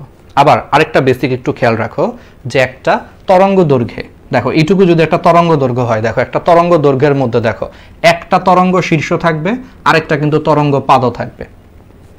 দেখো এই পুরোটা কিন্তু আবার তরঙ্গ দৈর্ঘ্য। তাহলে এইটুকু তরঙ্গ দৈর্ঘ্যের মধ্যে দেখো একটা তরঙ্গ শীর্ষ আছে, আরেকটা কিন্তু তরঙ্গ পাদও আছে। এই দুইটা মিলে কিন্তু আসলে পুরা তরঙ্গ দৈর্ঘ্যটা গঠিত হয়েছে। তার মানে প্রত্যেকটা তরঙ্গ দৈর্ঘ্য হচ্ছে একটা তরঙ্গ শীর্ষ থাকে, যেমন এই যে দেখো এখানে এই পুরাটা, এখান থেকে এইটুকু পর্যন্ত পুরাটা হচ্ছে একটা তরঙ্গ দৈর্ঘ্য। তাহলে একটা তরঙ্গ দৈর্ঘ্যে দেখো একটা তরঙ্গ শীর্ষ আছে, আরেকটা তরঙ্গ পাদও আছে, এই দুইটা মিলে কিন্তু একটা তরঙ্গ দৈর্ঘ্য তৈরি হয়েছে আসলে। ঠিক আছে, অনেকভাবেই তাহলে এটাকে বলা যায় আর কি। যাই হোক, তাহলে দেখো, হ্যাঁ, তাহলে পরপর দুটি তরঙ্গ শীর্ষ বা পরপর দুটি তরঙ্গ পাদের মধ্যবর্তী দূরত্বকে তরঙ্গ দৈর্ঘ্য বলে। তাহলে প্রবাহিতে পৃষ্ঠটানের দরুন 8 তরঙ্গের সৃষ্টি হয়। তাহলে পৃষ্ঠটানের দরুন তরল পদার্থের প্রবাহিত হচ্ছে 8 তরঙ্গ সৃষ্টি হয়। তারপরে অনম্যতা বা আকৃতির স্থিতিস্থাপক ধর্ম সম্পন্ন মাধ্যমে তরঙ্গ উৎপন্ন হয়। আচ্ছা, আকৃতির স্থিতিস্থাপক মাধ্যম বলতে কি বোঝায়? এই যে একটা তারকে তুমি টান টান করে রাখছো, একটা তারকে যখন তুমি এরকম টান টান করে রেখে দিছো, এই তারটা হচ্ছে একটা স্থিতিস্থাপক মাধ্যম। এটাকে তুমি এখন নিচে একটু টেনে ছেড়ে দিলে এখানে কিন্তু একটা 8 তরঙ্গ উৎপন্ন হয়। তাহলে এই তারটা হচ্ছে একটা কঠিন মাধ্যম, আবার সেই মাধ্যমটা হচ্ছে স্থিতিস্থাপক। একটা তার কিন্তু স্থিতিস্থাপক। আচ্ছা, স্থিতিস্থাপক মানে কি? স্থিতিস্থাপক মানে হচ্ছে তুমি যখন একটা তারকে নিচের দিকে টেনে যখন ছেড়ে দিবা, এই তারটা উপরের দিকে উঠবে। এই তারটা উপরের দিকে উঠলে সেটাকে এই যে নিচের দিকে টেনে ছেড়ে দিছো, এটা কিন্তু আলটিমেটলি আবার উপরের দিকেও কিন্তু উঠতেছে। কারণ তার মানে এটা স্থিতিস্থাপক। তুমি যেদিকে টেনে ছেড়ে দিছো এটা কিন্তু অন্য দিকেও কিন্তু যাইতে চায়, অন্য দিকেও কিন্তু জিনিসটা হচ্ছে যেতে চায়। অর্থাৎ তুমি নিচের দিকে টেনে ছেড়ে দিছো, সেটা ছেড়ে দাও, নিচের দিকে টান দিছো, টান দেওয়ার পরে যখন তুমি সেটাকে ছেড়ে দিবা সেটা আবার পূর্বের অবস্থানে চলে যেতে চায়। স্থিতিস্থাপক। ওই যে একটা রাবারকে মনে করো তুমি একবারে সংকুচিত করছো চাপ দিয়ে, যখন তুমি চাপটাকে সরায় নিবা দেখবা রাবারটা কিন্তু আবার পূর্বের অবস্থায় ফিরে যাচ্ছে। এই ধর্মটাকে বলা হয় স্থিতিস্থাপক ধর্ম। তাহলে যেই ধর্মের কারণে কোনো একটা বস্তুর আকার বা আকৃতির পরিবর্তন করলে সেটা আবার পূর্বের অবস্থায় ফিরে যায়, তাকে বলা হয় স্থিতিস্থাপক ধর্ম। বুঝতে পারছো? এখানে সেম, তুমি তারটাকে টেনে ছেড়ে দিছো, সেটা আবার পূর্বের অবস্থায় চলে যেতে চাচ্ছে, তার মানে এখানে স্থিতিস্থাপক ধর্ম হচ্ছে আছে আর কি। এরকম হইলে তখন সেখানে 8 তরঙ্গ উৎপন্ন হয়, এটাই বলছে। ঠিক আছে, আর last but not the least, 8 তরঙ্গের দরুন মাধ্যমে কি হয়? এটা সমবর্তন বা পোলারন ঘটে। আচ্ছা, 8 তরঙ্গের কারণে হচ্ছে মাধ্যমে কি হয়? সমবর্তন বা পোলারন ঘটে। আচ্ছা, কেন পোলারন ঘটে? এটা একটা চমৎকার জিনিস। ধরো তুমি, পোলারন মানে হচ্ছে কোন একটা তরঙ্গকে আমি শুধুমাত্র একটা অক্ষ বরাবর হচ্ছে কম্পিত হতে দিব। আগে বুঝো, পোলারন শব্দটার মানে হচ্ছে আমি কোনো একটা তরঙ্গকে শুধুমাত্র একটা অক্ষ বরাবর কম্পিত হইতে দিব, তাকে অন্য কোনো অক্ষ বরাবর কম্পিত হইতে দিব না। এটাকে হচ্ছে পোলারন বলে। চলো আমি একটা ছবি এঁকে দেখাই। ধরো এটা একটা দড়ি, এটা একটা দড়ি। ধরো তোমরা দুই বন্ধু মনে করো একটা দড়িকে মনে করো নাড়াচাড়া করতেছো, তুমি মনে করো এরকম একটা ঢেউ তৈরি করতেছো। তোমার ওই বন্ধু আর এই বন্ধু, দুই বন্ধু মিলে দড়ি মনে করো এরকম করতেছো। দড়িটাকে যদি এরকম করো তাহলে সেখানে এরকম একটা 8 তরঙ্গ উৎপন্ন হবে। জিনিসটা কি হবে? একটা 8 তরঙ্গ উৎপন্ন হবে। এখন ধরো এই দড়ির মাঝখানে হচ্ছে আমি একটা জানালার একটা মনে করো ছোট্ট ছিদ্র দিয়ে দিলাম, একটা ছোট্ট ছিদ্র দিয়ে দিলাম। এখন সেই ছোট্ট ছিদ্রের মধ্য দিয়ে দড়িটাকে পাস করে দিলাম। অর্থাৎ এই দড়িটার এখন এক প্রান্তে তুমি আছো, আরেক প্রান্তে তোমার বন্ধু আছে, এবং এই দড়িটাকে একটা ছোট্ট ছিদ্রের মধ্য দিয়ে আমি পাঠাইছি। এখন তুমি দড়িটাকে উপরে নিচে করো, তুমি এবং তোমার বন্ধু উপরে নিচে করো। এখন কিন্তু দড়িটা কিন্তু আর উপরে নিচে কম্পিত হবে না। কেন? কারণ তারা এই জায়গাটায় এসে বাড়ি খাবে। এই জায়গাটায় এসে বাড়ি খেয়ে তুমি এটাকে যতই উপরে নিচে কম্পিত করো না কেন, এখানে বাড়ি খেয়ে তখন এটা শুধুমাত্র একটা অক্ষ বরাবর কম্পিত হবে। এটাকেই তোমার বলা হয় পোলারন বা সমবর্তন। তাহলে বলো, এরকম পোলারন বা সমবর্তন কোন ধরনের তরঙ্গের ক্ষেত্রে পাওয়া যায়? 8 তরঙ্গের ক্ষেত্রে পাওয়া যায়। কারণ তুমি এরকম একটা দড়িকে যখন একটা ছোট ছিদ্রের মাধ্যমে অন্য প্রান্তে আরেকজন লোক ধরে আছে, এই প্রান্তে তুমি ধরে আছো, মাঝখানে একটা ছোট ছিদ্র আছে। এখন কিন্তু দড়িকে তুমি চাইলেও কিন্তু আর অনেকগুলো অক্ষ বরাবর কম্পন করতে পারবা না। তুমি যাই করো না কেন এই ছোট্ট ছিদ্রের জায়গায় এসে বাড়ি খেয়ে সেটা আর হবে না আর কি। তাহলে এটাই কিন্তু তোমার আলটিমেটলি কি, তার মানে এটাই কি হইলো? এটা হচ্ছে আলটিমেটলি হচ্ছে 8 তরঙ্গের কারণে। তাহলে 8 তরঙ্গকে আমরা কি করতে পারি? পোলারন করতে পারি। অর্থাৎ 8 তরঙ্গকে চাইলে হচ্ছে আমি শুধুমাত্র একটা দিক বরাবর কম্পিত করতে পারি, এটাকেই বলা হয় পোলারন। এখন আসো, যদি এটা 8 তরঙ্গ না হয়ে যদি এটা অনুদৈর্ঘ্য তরঙ্গ হইতো, একটু বুঝো, অনুদৈর্ঘ্য তরঙ্গ যদি হইতো, একটু বুঝো, তুমি সহজেই বুঝতে পারবা। যদি এটা মনে করো অনুদৈর্ঘ্য তরঙ্গ যদি হইতো, অনুদৈর্ঘ্য তরঙ্গ কিন্তু এমনি কম্পিত হয় না। অনুদৈর্ঘ্য তরঙ্গ হচ্ছে এইরকম, তুমি আর তোমার বন্ধু মনে করো দড়ি ধরে আসো, একবার ওই বন্ধু একটু বেশি টান দিবে, আরেকবার তুমি একটু বেশি টান দিবা, একবার তোমার বন্ধু একটু বেশি টান দিবে, আরেকবার তুমি একটু বেশি টান দিবে। এরকম করে অনুদৈর্ঘ্য তরঙ্গ উৎপন্ন হয়। মানে একবার তুমি বেশি টান দিছো, আরেকবার তোমার বন্ধু বেশি টান দিছে, একবার তুমি বেশি টান দিছো, আরেকবার তোমার বন্ধু বেশি টান দিছে। এইভাবে হচ্ছে অনুদৈর্ঘ্য তরঙ্গ উৎপন্ন হয়। বলো, এরকম যদি একটা অনুদৈর্ঘ্য তরঙ্গ যদি এখন তুমি উৎপন্ন করো, ধরো এই ছিদ্রের মধ্য দিয়ে দড়িটাকে পাঠাইছো, এখানে তোমার বন্ধু, এখানে তুমি তুমি তাহলে একবার তোমার বন্ধু বেশি টান দিচ্ছে, একবার তুমি বেশি টান দিচ্ছ। তোমার বন্ধু দিকে টান দিচ্ছে, তুমি বেশি টান দিচ্ছ। বলো এখানে কি কোনো গ্যাঞ্জাম হবে? এখানে কিন্তু কোনো গ্যাঞ্জামই হবে না। কারণ কেন তাহলে গ্যাঞ্জাম হইল না? কারণ এটা হচ্ছে একটা অনুদৈর্ঘ্য তরঙ্গ। সো যেহেতু এটা একটা অনুদৈর্ঘ্য তরঙ্গ, এই জন্য এই জিনিসটাকে এখন একটা ছোট ছিদ্রের মধ্য দিয়ে যদি তুমি পাঠাও, তারপরও দেখো এটা সুন্দর করে হচ্ছে উঠানামা করতেছে বা সুন্দর করে জিনিসগুলো হচ্ছে কাজ করতেছে। বুঝতে পারছো? এটাই হচ্ছে কাহিনী। তাহলে এটা দিন শেষে এটা হচ্ছে একটা অনুদৈর্ঘ্য তরঙ্গ। এই জন্য তুমি যাই করো না কেন, একবার ওইদিকে টান দিচ্ছ, একবার এইদিকে টান দিচ্ছ, ওইদিকে টান দিচ্ছ, ওইদিকে টান দিচ্ছ, যাই করো না কেন তোমার সবসময় হচ্ছে জিনিসটা কি থাকতেছে, সেমই থাকতেছে, কোনো চেঞ্জ আসতেছে না। তার মানে অনুদৈর্ঘ্য তরঙ্গ, এটাকে তুমি কখনো পোলারন করতে পারবা না। কেন পারবা না? কারণ অনুদৈর্ঘ্য তরঙ্গ, খেয়াল করে দেখো, এটা শুধুমাত্র এই এক্সাম্পলে চিন্তা করো, এটা শুধুমাত্র কোন অক্ষ বরাবর কম্পিত হচ্ছে? এক্স অক্ষ বরাবর কম্পিত হচ্ছে। দেখো ওইদিকে টান দিচ্ছে, তুমি এদিকে টান দিচ্ছ, ওইদিকে টান দিচ্ছে, এদিকে টান দিচ্ছ, এটা শুধুমাত্র কোন অক্ষ বরাবর যাচ্ছে? এক্স অক্ষ বরাবর যাচ্ছে। তো যেই তরঙ্গটা আগে থেকেই যেই তরঙ্গটা একটা অক্ষ বরাবর কম্পিত হয়, তাকে কি তুমি কখনো আর ভিন্ন ভিন্ন অক্ষ বরাবর কম্পিত করতে পারবা? পারবা না। পোলারন মানে কি? পোলারন মানে হচ্ছে একাধিক অক্ষ বরাবর কম্পিত হচ্ছে, সেই তরঙ্গটাকে আমি এখন একমুখী করব, এটা হচ্ছে পোলারন। কিন্তু যেটা আগে থেকেই একটা অক্ষ বরাবর কম্পিত হচ্ছে, তারে তুমি আর কি একমুখী করবা? যে আগে থেকেই একমুখী এক্স অক্ষ বরাবর কম্পিত হচ্ছে, তারে কি তুমি আর কিছু করতে পারবা? পারবা না। এই জন্য অনুদৈর্ঘ্য তরঙ্গকে তুমি পোলারন করতে পারবা না।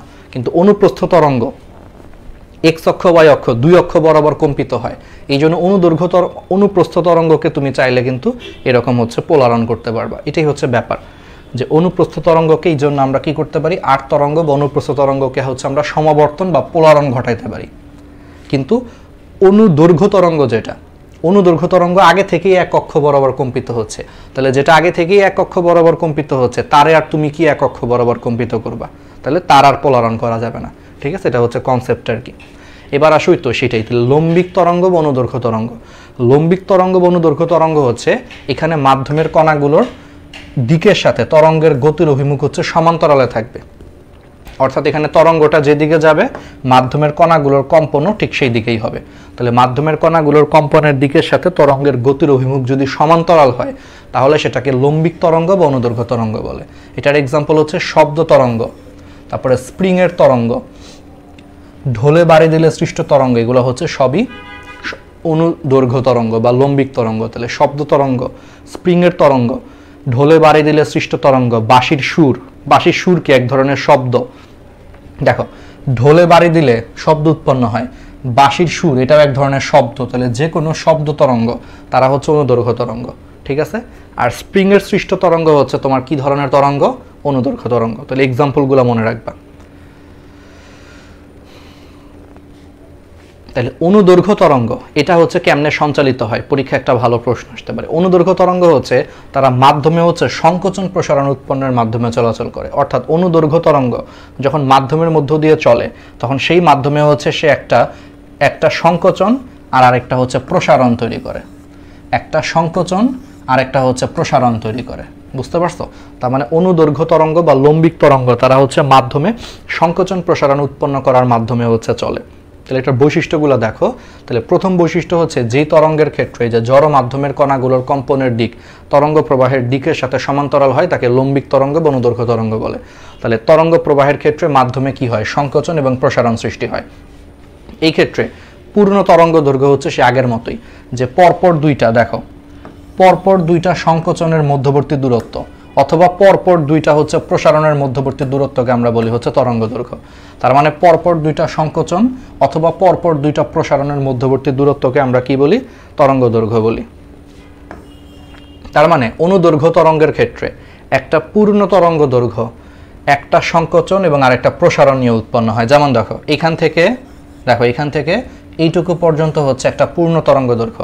দেখো এটা কিন্তু এই যে দেখো একটা সংকোচন আর এই যে একটা প্রসারণ, দেখো একটা প্রসারণ আর একটা সংকোচন মিলে কিন্তু এটা তৈরি হয়েছে। তার মানে অনুদৈর্ঘ্য তরঙ্গ সেটা একটা সংকোচন আর একটা প্রসারণ মিলে তার পূর্ণ তরঙ্গ দৈর্ঘ্য উৎপন্ন হয়, অথবা পরপর দুইটা সংকোচন অথবা পরপর দুইটা প্রসারণের মধ্যবর্তী দূরত্ব মিলে সে একটা পূর্ণ তরঙ্গ দৈর্ঘ্য সৃষ্টি করে। বুঝতেই পারতেছো? আর এইমাত্র বুঝাইছি যে অনুদৈর্ঘ্য তরঙ্গ আগে থেকেই হচ্ছে একটা অক্ষ বরাবর কম্পিত হয়। তাহলে যে আগে থেকে এক অক্ষ বরাবর কম্পিত হয়, তারে আর তুমি কেমনে এক অক্ষ বরাবর কম্পন করবা? তার মানে এখানে কোনো পোলারন করা যায় না। পোলারন হচ্ছে যেই তরঙ্গটা আগে মনে করে একাধিক অক্ষ বরাবর কম্পিত হইতো, তাকে যদি আমি এখন এক অক্ষ বরাবর কম্পিত করতে পারি সেটাকে পোলারন বলে। কিন্তু যেটা আগে থেকেই এক অক্ষ বরাবর কম্পিত হয় তারে আর তুমি কি পোলারন করবা? এই জন্য অনুদৈর্ঘ্য তরঙ্গ বা লম্বিক তরঙ্গে হচ্ছে মাধ্যমের কোনো সমাবর্তন বা পোলারন ঘটে না। ঠিক আছে, পারা যাবে।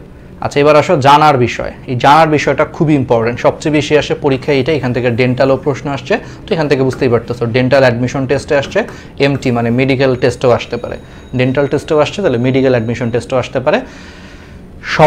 শব্দ হচ্ছে লম্বিক তরঙ্গ বা অনুদৈর্ঘ্য তরঙ্গ। বাঁশির সুর, এটাও কি এক ধরনের শব্দ, তাহলে লম্বিক তরঙ্গ। ঢোলের বাড়ি শব্দ, ঢোলে বাড়ি দিলে শব্দ উৎপন্ন হয়, তাহলে এটাও হচ্ছে এক ধরনের লম্বিক তরঙ্গ। তারপরে স্প্রিংয়ের তরঙ্গ কিন্তু হচ্ছে তোমার লম্বিক তরঙ্গ বা অনুদৈর্ঘ্য তরঙ্গ। এবার আসো আলোক তরঙ্গ, এটা একটা আট তরঙ্গ। পানির মধ্যে ঢেউ, বুঝতেই পারতেছো পানিগুলো উপরে নিচে কম্পিত হয় আর ঢেউগুলো সামনে পিছনে যাচ্ছে, তাহলে সমকোণ উৎপন্ন করে, তাহলে এগুলো হচ্ছে আট তরঙ্গ।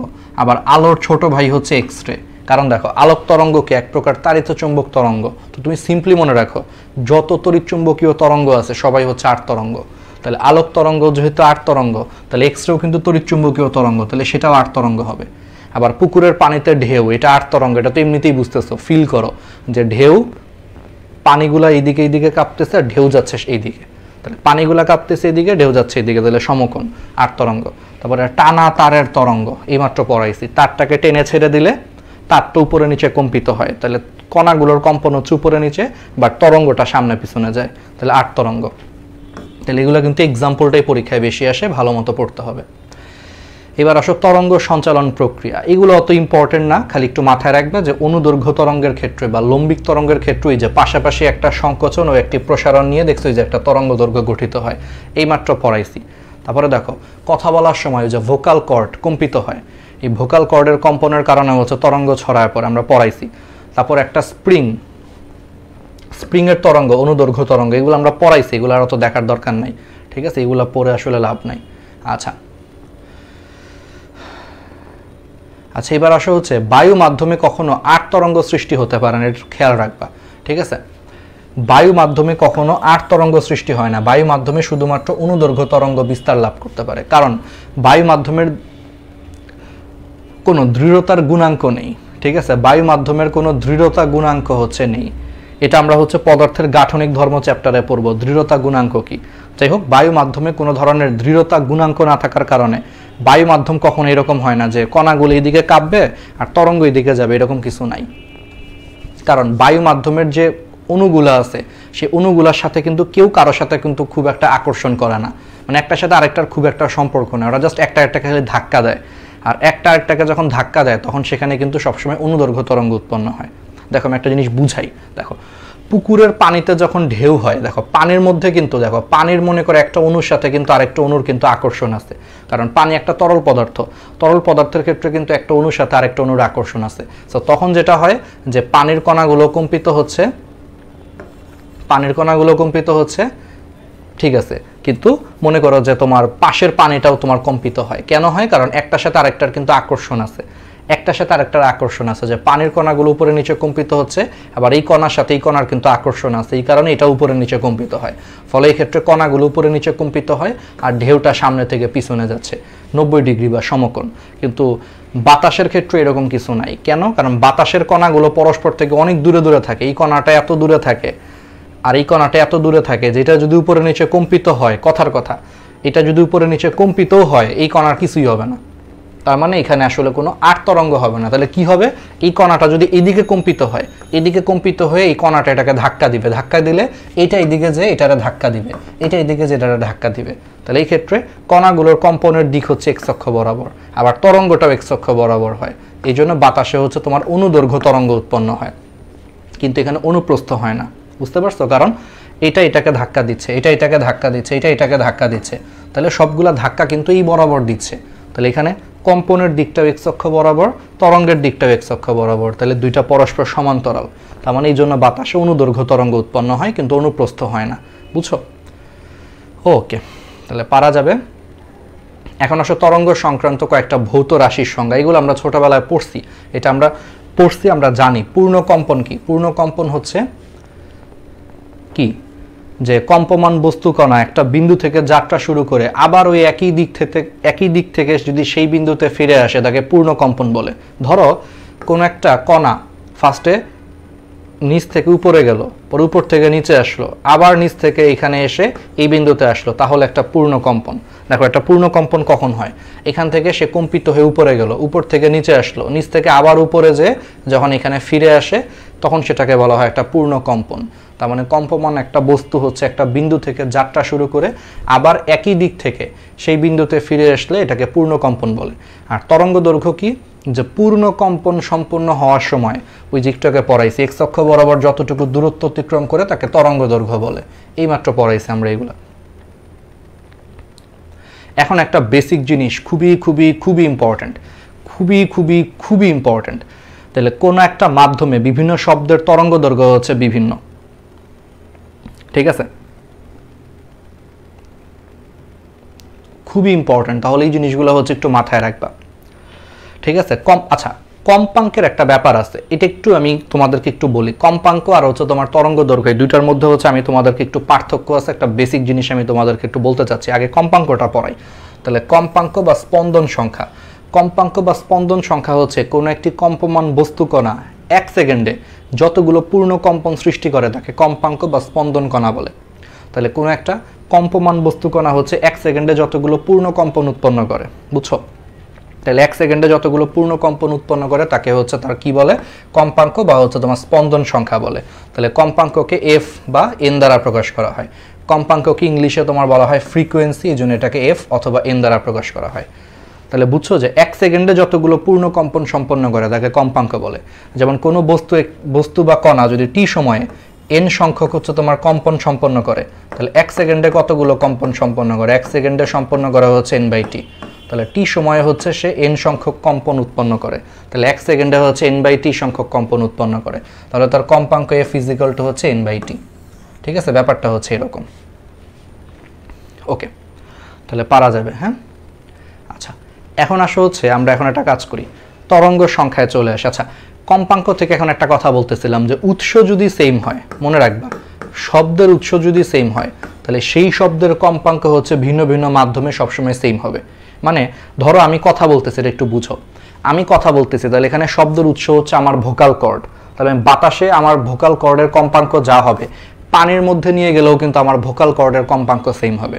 তার মানে শব্দের যদি উৎস সেম থাকে, যে ক্ষেত্রে আমি কথা বলতেছি আমার শব্দের উৎস হচ্ছে আমার ভোকাল কর্ড, তাহলে উৎস যদি সেম থাকে তাহলে আমার ভোকাল কর্ড হচ্ছে বাতাসে যেই শব্দ উৎপন্ন করে তার কম্পাঙ্ক যা হবে, পানির মধ্যে আমার ভোকাল কর্ড যেই শব্দ উৎপন্ন করে কম্পাঙ্ক অন্তত সেম হবে, কারণ উৎস সেম। তার মানে উৎস সেম হইলে, শব্দের উৎস সেম হইলে ভিন্ন ভিন্ন মাধ্যমে হচ্ছে শব্দের কম্পাঙ্ক সেম হয়। মনে করো তুমি একটা টিউনিং ফর্ক, টিউনিং ফর্ক কি? ওই যে ওয়াই আকৃতির হচ্ছে একটা লোহার তৈরি একটা জিনিস টিউনিং ফর্ক। এই টিউনিং ফর্কটা দিয়ে তুমি যদি শব্দ উৎপন্ন করো তাহলে এটার বাতাসে যেই শব্দ উৎপন্ন হয় তার কম্পাঙ্ক যা হবে, এই টিউনিং ফর্ক দিয়ে পানির মধ্যে শব্দ উৎপন্ন করলেও তার কম্পাঙ্ক সেম হবে, কারণ এখানে উৎস সেম। তাহলে শব্দের উৎস সেম হলে কম্পাঙ্ক সেম হয়, কারণ কম্পাঙ্ক হচ্ছে এটা উৎসের উপর নির্ভর করে। কম্পাঙ্ক যেহেতু উৎসের উপর নির্ভর করে, এজন্য উৎস সেম থাকলে ভিন্ন ভিন্ন মাধ্যমে অন্তত কম্পাঙ্ক সেম থাকবে। আর একই মাধ্যমে তোমার ভিন্ন ভিন্ন উৎসের শব্দের তরঙ্গ দৈর্ঘ্য হচ্ছে মানে বেগটা সেম হয়। একই মাধ্যমে ভিন্ন ভিন্ন উৎসের শব্দের কি সেম হয়? বেগ সেম হয়। দুইটা বেসিক কথা হচ্ছে মনে রাখো। যেমন ধরো এই টিউনিং ফর্ক দিয়ে আমি একটা শব্দ উৎপন্ন করলাম, তাহলে এই শব্দের বেগটা বাতাসে যা হবে, এই যে আমি কথা বলতেছি আমার কথার যে শব্দের বেগ সবসময় সেম হবে। অর্থাৎ তাহলে মাধ্যম যদি একই হয় তাহলে একই মাধ্যমে ভিন্ন ভিন্ন শব্দের তোমার কি হয়? বেগ সেম হয়। তাহলে একই মাধ্যমে ভিন্ন ভিন্ন শব্দের বেগটা সেম হয়, কারণ বেগটা নির্ভর করে হচ্ছে আবার কার উপর? মাধ্যমের উপর। এই জন্য মাধ্যম সেম হইলে একই মাধ্যমে ভিন্ন ভিন্ন শব্দের বেগ সেম হয়। আর কম্পাঙ্ক নির্ভর করে হচ্ছে শব্দের উৎসের উপর, এই জন্য উৎস সেম হইলে ভিন্ন ভিন্ন মাধ্যমে হচ্ছে শব্দের কম্পাঙ্কটা সেম থাকে। আমরা এটা একটু পরে অঙ্কে কাজে লাগাবো, এখান থেকে ছোট ছোট অঙ্ক আসে, সেখানে এই বেসিকগুলা কাজে লাগবে। আর কিছু দরকার নাই। তরঙ্গ সংখ্যা, ওয়েভ নাম্বার। তরঙ্গ সংখ্যা হচ্ছে, এটা তোমরা কেমিস্ট্রিতে পড়ছো যে নিউ বার দিয়ে প্রকাশ করা হয়, এটা হচ্ছে ল্যামডার বিপরীত রাশি। 1/λ-কে হচ্ছে তরঙ্গ সংখ্যা বা নিউ বার বলে, একটু জানলেই হবে এগুলা। আচ্ছা, এবার আসো দোলনকাল বা পর্যায়কাল। তাহলে দোলনকাল বা পর্যায়কাল কি? বুঝতেই পারতেছো যে একটা পূর্ণ কম্পন সম্পন্ন করতে যেই সময় লাগে একটা পূর্ণ কম্পন সম্পন্ন করতে যে সময় লাগে তাকে হচ্ছে দোলনকাল বা পর্যায়কাল বলে, এগুলো আমরা জানি। বিস্তার কি যে বলছি, একটু আগে বলছি যে কোনো একটা কম্পমান বস্তু কণা তার সাম্য অবস্থা থেকে যে কোনো একদিকে সর্বোচ্চ যতটুকু দূরত্ব অতিক্রম করে তাকে বিস্তার বলে, ঠিক আছে। রৈখিক বিস্তারকে হচ্ছে এ দিয়ে প্রকাশ করা হয়, আর কৌণিক বিস্তারকে থিটা দ্বারা প্রকাশ করা হয়। এখন আসো, এখানে একটা কাহিনী আছে। কোনো একটা শব্দের প্রাবল্য তার বিস্তারের বর্গের সমানুপাতিক হয়। আচ্ছা, বিস্তারকে ইংলিশে বলা হয় অ্যামপ্লিটিউড। অ্যামপ্লিটিউডের বাংলা হচ্ছে বিস্তার, এই জন্য বিস্তারকে হচ্ছে এ দিয়ে প্রকাশ করা হয়। আর শব্দের প্রাবল্যকে ইংলিশে বলা হয় ইন্টেন্সিটি। প্রাবল্যকে ইংলিশে বলা হয় ইন্টেন্সিটি, এই জন্য ইন্টেন্সিটিকে কি দিয়ে প্রকাশ করা হয়? আই দিয়ে প্রকাশ করা হয়। তাহলে এখানে একটা সূত্র আছে, আই সমানুপাতিক এ স্কোয়ার, খুবই ইম্পর্টেন্ট একটা সূত্র। তার মানে কোনো শব্দের ইন্টেন্সিটি বা কোনো একটা শব্দের প্রাবল্য তার অ্যামপ্লিটিউডের স্কোয়ারের সমানুপাতিক, অর্থাৎ কোনো শব্দের প্রাবল্য তার বিস্তারের বর্গের সমানুপাতিক, অর্থাৎ আই সমানুপাতিক এ স্কোয়ার। তাহলে শব্দের প্রাবল্য তার বিস্তারের বর্গের সমানুপাতিক, অর্থাৎ আই সমানুপাতিক এ স্কোয়ার। ঠিক আছে, পারা যাবে। এবার আসো, এগুলো দরকার নাই। তরঙ্গের বেগ তো বুঝতেই পারতেছো যে কোন একটা তরঙ্গ কোন একটা মাধ্যমে প্রতি একক সময় বা 1 সেকেন্ডে যেটুকু দূরত্ব অতিক্রম করে তাকে তরঙ্গের বেগ বলে। এই ভি ইজ ইকুয়াল টু, এটা বের করার একটা সূত্র আছে, 9 10-এ পড়ছো, V is equal two F lambda, একটু জাস্ট মনে রাখবা, ঠিক আছে। আচ্ছা, এবার আসো হচ্ছে তরঙ্গের মুখ। তরঙ্গ মুখ কি? কোন একটা তরঙ্গের উপর অবস্থিত সমদশাসম্পন্ন কণাগুলো যেই তলে অবস্থান করে সেই তলটাকে হচ্ছে তরঙ্গ মুখ বলে। আমি তরঙ্গ মুখটা একটু বুঝাই। ধরো এটা একটা আট তরঙ্গ, ধরো এটা একটা কি ধরনের তরঙ্গ? আট তরঙ্গ। তাহলে ধরো এটা যদি একটা আট তরঙ্গ হয়, এটা যদি একটা আট তরঙ্গ হয়, তাহলে একটু খেয়াল করো, ধরো এটা একটা আট তরঙ্গ, তাহলে এই তরঙ্গের উপর অবস্থিত সমদশা সম্পন্ন কণাগুলো, অর্থাৎ এই কণা, দেখো এটা কিন্তু তরঙ্গ শীর্ষে আছে, তাহলে এটার যে দশা আর এটার কিন্তু দশা হচ্ছে সেম। তাহলে কোনো একটা তরঙ্গের উপর অবস্থিত সমদশা সম্পন্ন কণাগুলো যেই তল বরাবর অবস্থান করে, ধরো যেই তল বরাবর, এই তল বরাবর এই কণা এবং এই কণা, এই দুইটা কণার হচ্ছে দশা সেম। দশা মানে অবস্থা, যে এও মনে করো টপার, এও মনে করো টপার, বুঝছো? দশা মানে কি? ভাই আমার দশা খুব খারাপ। কেন তোমার দশা খারাপ? ভাই আমি সারা বছর পড়ালেখা করি নাই। আবার আরেকজন বলতেছে ভাই আমার দশা খুব ভালো। কেন? কারণ ভাই আমি টপার, আমি যাই দেন আমি তাই পারি, বুঝছো? ধরো এই ব্যাটাও টপার, এই ব্যাটাও টপার, মানে দুজনের দশা সেম, দুইজনই তরঙ্গ শীর্ষে আছে। তাহলে এরকম সমদশা সম্পন্ন দুইটা কণা যেই তল বরাবর অবস্থান করে, তাহলে এই যে লাল কালারের যে তলটা, এই তলটাকে তখন বলা হয় তরঙ্গ মুখ বলা হয়। সেম ভাবে ধরো তরঙ্গটাকে আমি আর একটু নিচের দিকে নিলাম, তাহলে দেখো এটা হচ্ছে তোমার তরঙ্গ খাঁজ বা তরঙ্গ পাদ, এটাও হচ্ছে তরঙ্গ পাদ। তাহলে এই যে দুইটা তরঙ্গ পাদ, এদের কিন্তু দশা সেম। ওয়ো লুজার, মনে করো অয়ো লুজার, অবস্থা খুব খারাপ। তাহলে এরকম দুইটা তরঙ্গ পাদ, এদের দশা সেম। এই দুইটা সমদশা সম্পন্ন কণাগুলো এই যে লাল তল বরাবর অবস্থান করে, এই তলটাকে বলা হয় তরঙ্গ মুখ। তাহলে এটা একটা তরঙ্গ মুখ, এটা কিন্তু আরেকটা তরঙ্গ মুখ। তাহলে বুঝছো, সমদশা সম্পন্ন কণাগুলো তাহলে যেই তল বরাবর অবস্থান করে তাকে তরঙ্গ মুখ বলে। এটা একটা তরঙ্গ মুখ, এটা একটা তরঙ্গ মুখ, ঠিক আছে? তাহলে পারা যাবে। ওকে, আর কিছু দরকার নেই এখান থেকে, বাকিগুলো আমরা পড়ায় ফেলছি। তরঙ্গ শীর্ষ কি, তরঙ্গ পাদ কি আমরা পড়ায় ফেলছি, এগুলো আর কিছু দরকার নেই, ঠিক আছে? তাহলে এই টার্মগুলো একটু জানলা, এগুলো একটু পরীক্ষায় আসে। চলো, কি অবস্থা তোমাদের? মিকি মিনি, ঠিক আছে, নামটা খুব সুন্দর না? Mickey Minnie. ওকে, দাঁড়াও একটু দাঁড়াও,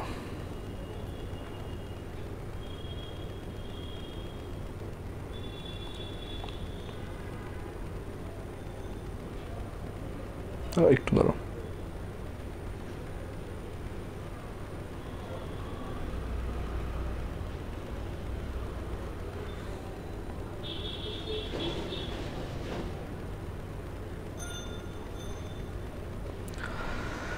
ঠিক আছে, ওকে।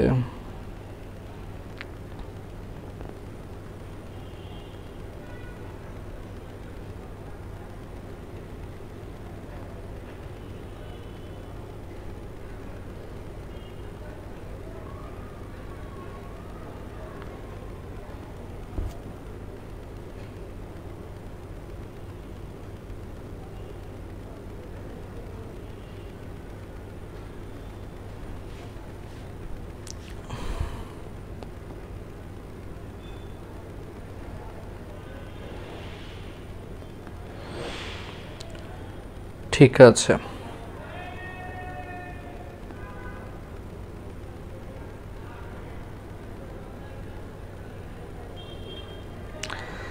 ওকে, তাহলে এগুলো কিন্তু তোমরা পারবা। হ্যাঁ, তাহলে একটু দেখো, তাহলে আমরা একটুই করি। তাহলে তরঙ্গ বেগ, তরঙ্গ দৈর্ঘ্য এবং হচ্ছে কম্পাঙ্কের মধ্যে সম্পর্ক। আচ্ছা, এই সম্পর্কটা দেখো, এটা সূত্রের প্রমাণ তো এখন তোমাদের দরকার নেই, বুঝতেই পারতেছো। মেডিকেল অ্যাডমিশনের জন্য সূত্রের প্রমাণ তোমাদের ফিজিক্সের জীবনও আসবে না। খালি ওই যেই সূত্রটা লিখছিলাম যে V is equal two F lambda, সূত্র হচ্ছে এটাই। এখন ওই যে বলছিলাম যে ফিজিক্সে কম্পাঙ্ককে এফ দিয়েও প্রকাশ করে, আবার এন দিয়েও প্রকাশ করে। তো এন দিয়ে প্রকাশ করলে তখন সূত্র হবে V is equal to N lambda, ছোট হাতের এন। সো এটা দেখে ঘাবড়ানোর কিছু নাই, একই জিনিস, এফ এর বদলে এন, একই জিনিস। তাহলে V is equal to N lambda, অর্থাৎ তরঙ্গের বেগ ইজ ইকুয়াল টু কি, কম্পাঙ্ক ইন্টু তরঙ্গ দৈর্ঘ্য। তাহলে তরঙ্গের বেগ ইজ ইকুয়াল টু কম্পাঙ্ক ইন্টু তরঙ্গ দৈর্ঘ্য। আবার আমরা সবাই জানি, এটা আমরা জানি, ঠিক আছে, V is equal two F lambda, ঠিক আছে। আবার এফ ইজ ইকুয়াল টু হচ্ছে কত, 1/t। আমরা কিন্তু জানি যে পর্যায়কালের বিপরীত রাশিকেই হচ্ছে তোমার এফ বলে। আমরা কিন্তু এগুলা পারি, তাই না? এগুলো কিন্তু আমরা পারি যে পর্যায়কালের বিপরীত রাশিকেই হচ্ছে ফ্রিকোয়েন্সি বা কম্পাঙ্ক বলে। তাহলে কম্পাঙ্কের সাথে পর্যায়কালের সম্পর্ক হচ্ছে ব্যস্তানুপাতিক সম্পর্ক। সো চাইলে আমরা তখন V is equal to N ল্যামডার বদলে আমরা লিখতে পারি যে V is equal to 1/t into lambda, এটাও লিখতে পারি। কারণ কম্পাঙ্কের বিপরীত রাশি হচ্ছে তোমার মানে পর্যায়কাল, বা পর্যায়কালের বিপরীত রাশি হচ্ছে কম্পাঙ্ক। তো এফ এর জায়গায় আমরা 1/t বসাইতে পারি, ঠিক আছে। এইভাবে আমরা সূত্রগুলারে বেশ চেঞ্জ করতে পারি। এইভাবেও পরীক্ষা আসতে পারে যে নিচের কোনটা হচ্ছে সঠিক সূত্র বা সঠিক সূত্র নয়, ঠিক আছে, এইভাবে আসতে পারে, পারবা এগুলা। এখন আসো হচ্ছে কণার বেগ। এখন আসো কণার বেগ এবং হচ্ছে তোমার তরঙ্গের বেগের মধ্যে সম্পর্ক। আচ্ছা,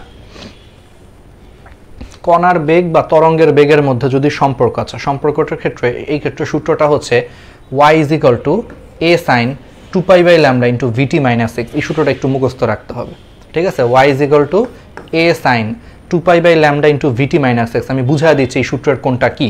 ধরো এটা মনে করো তরঙ্গ।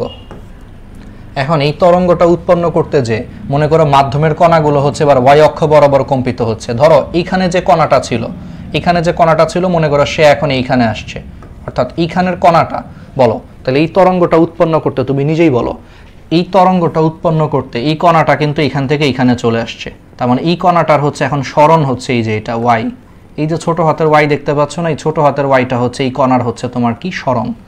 তাহলে এই কণার সরণ হচ্ছে তোমার ছোট হাতের y।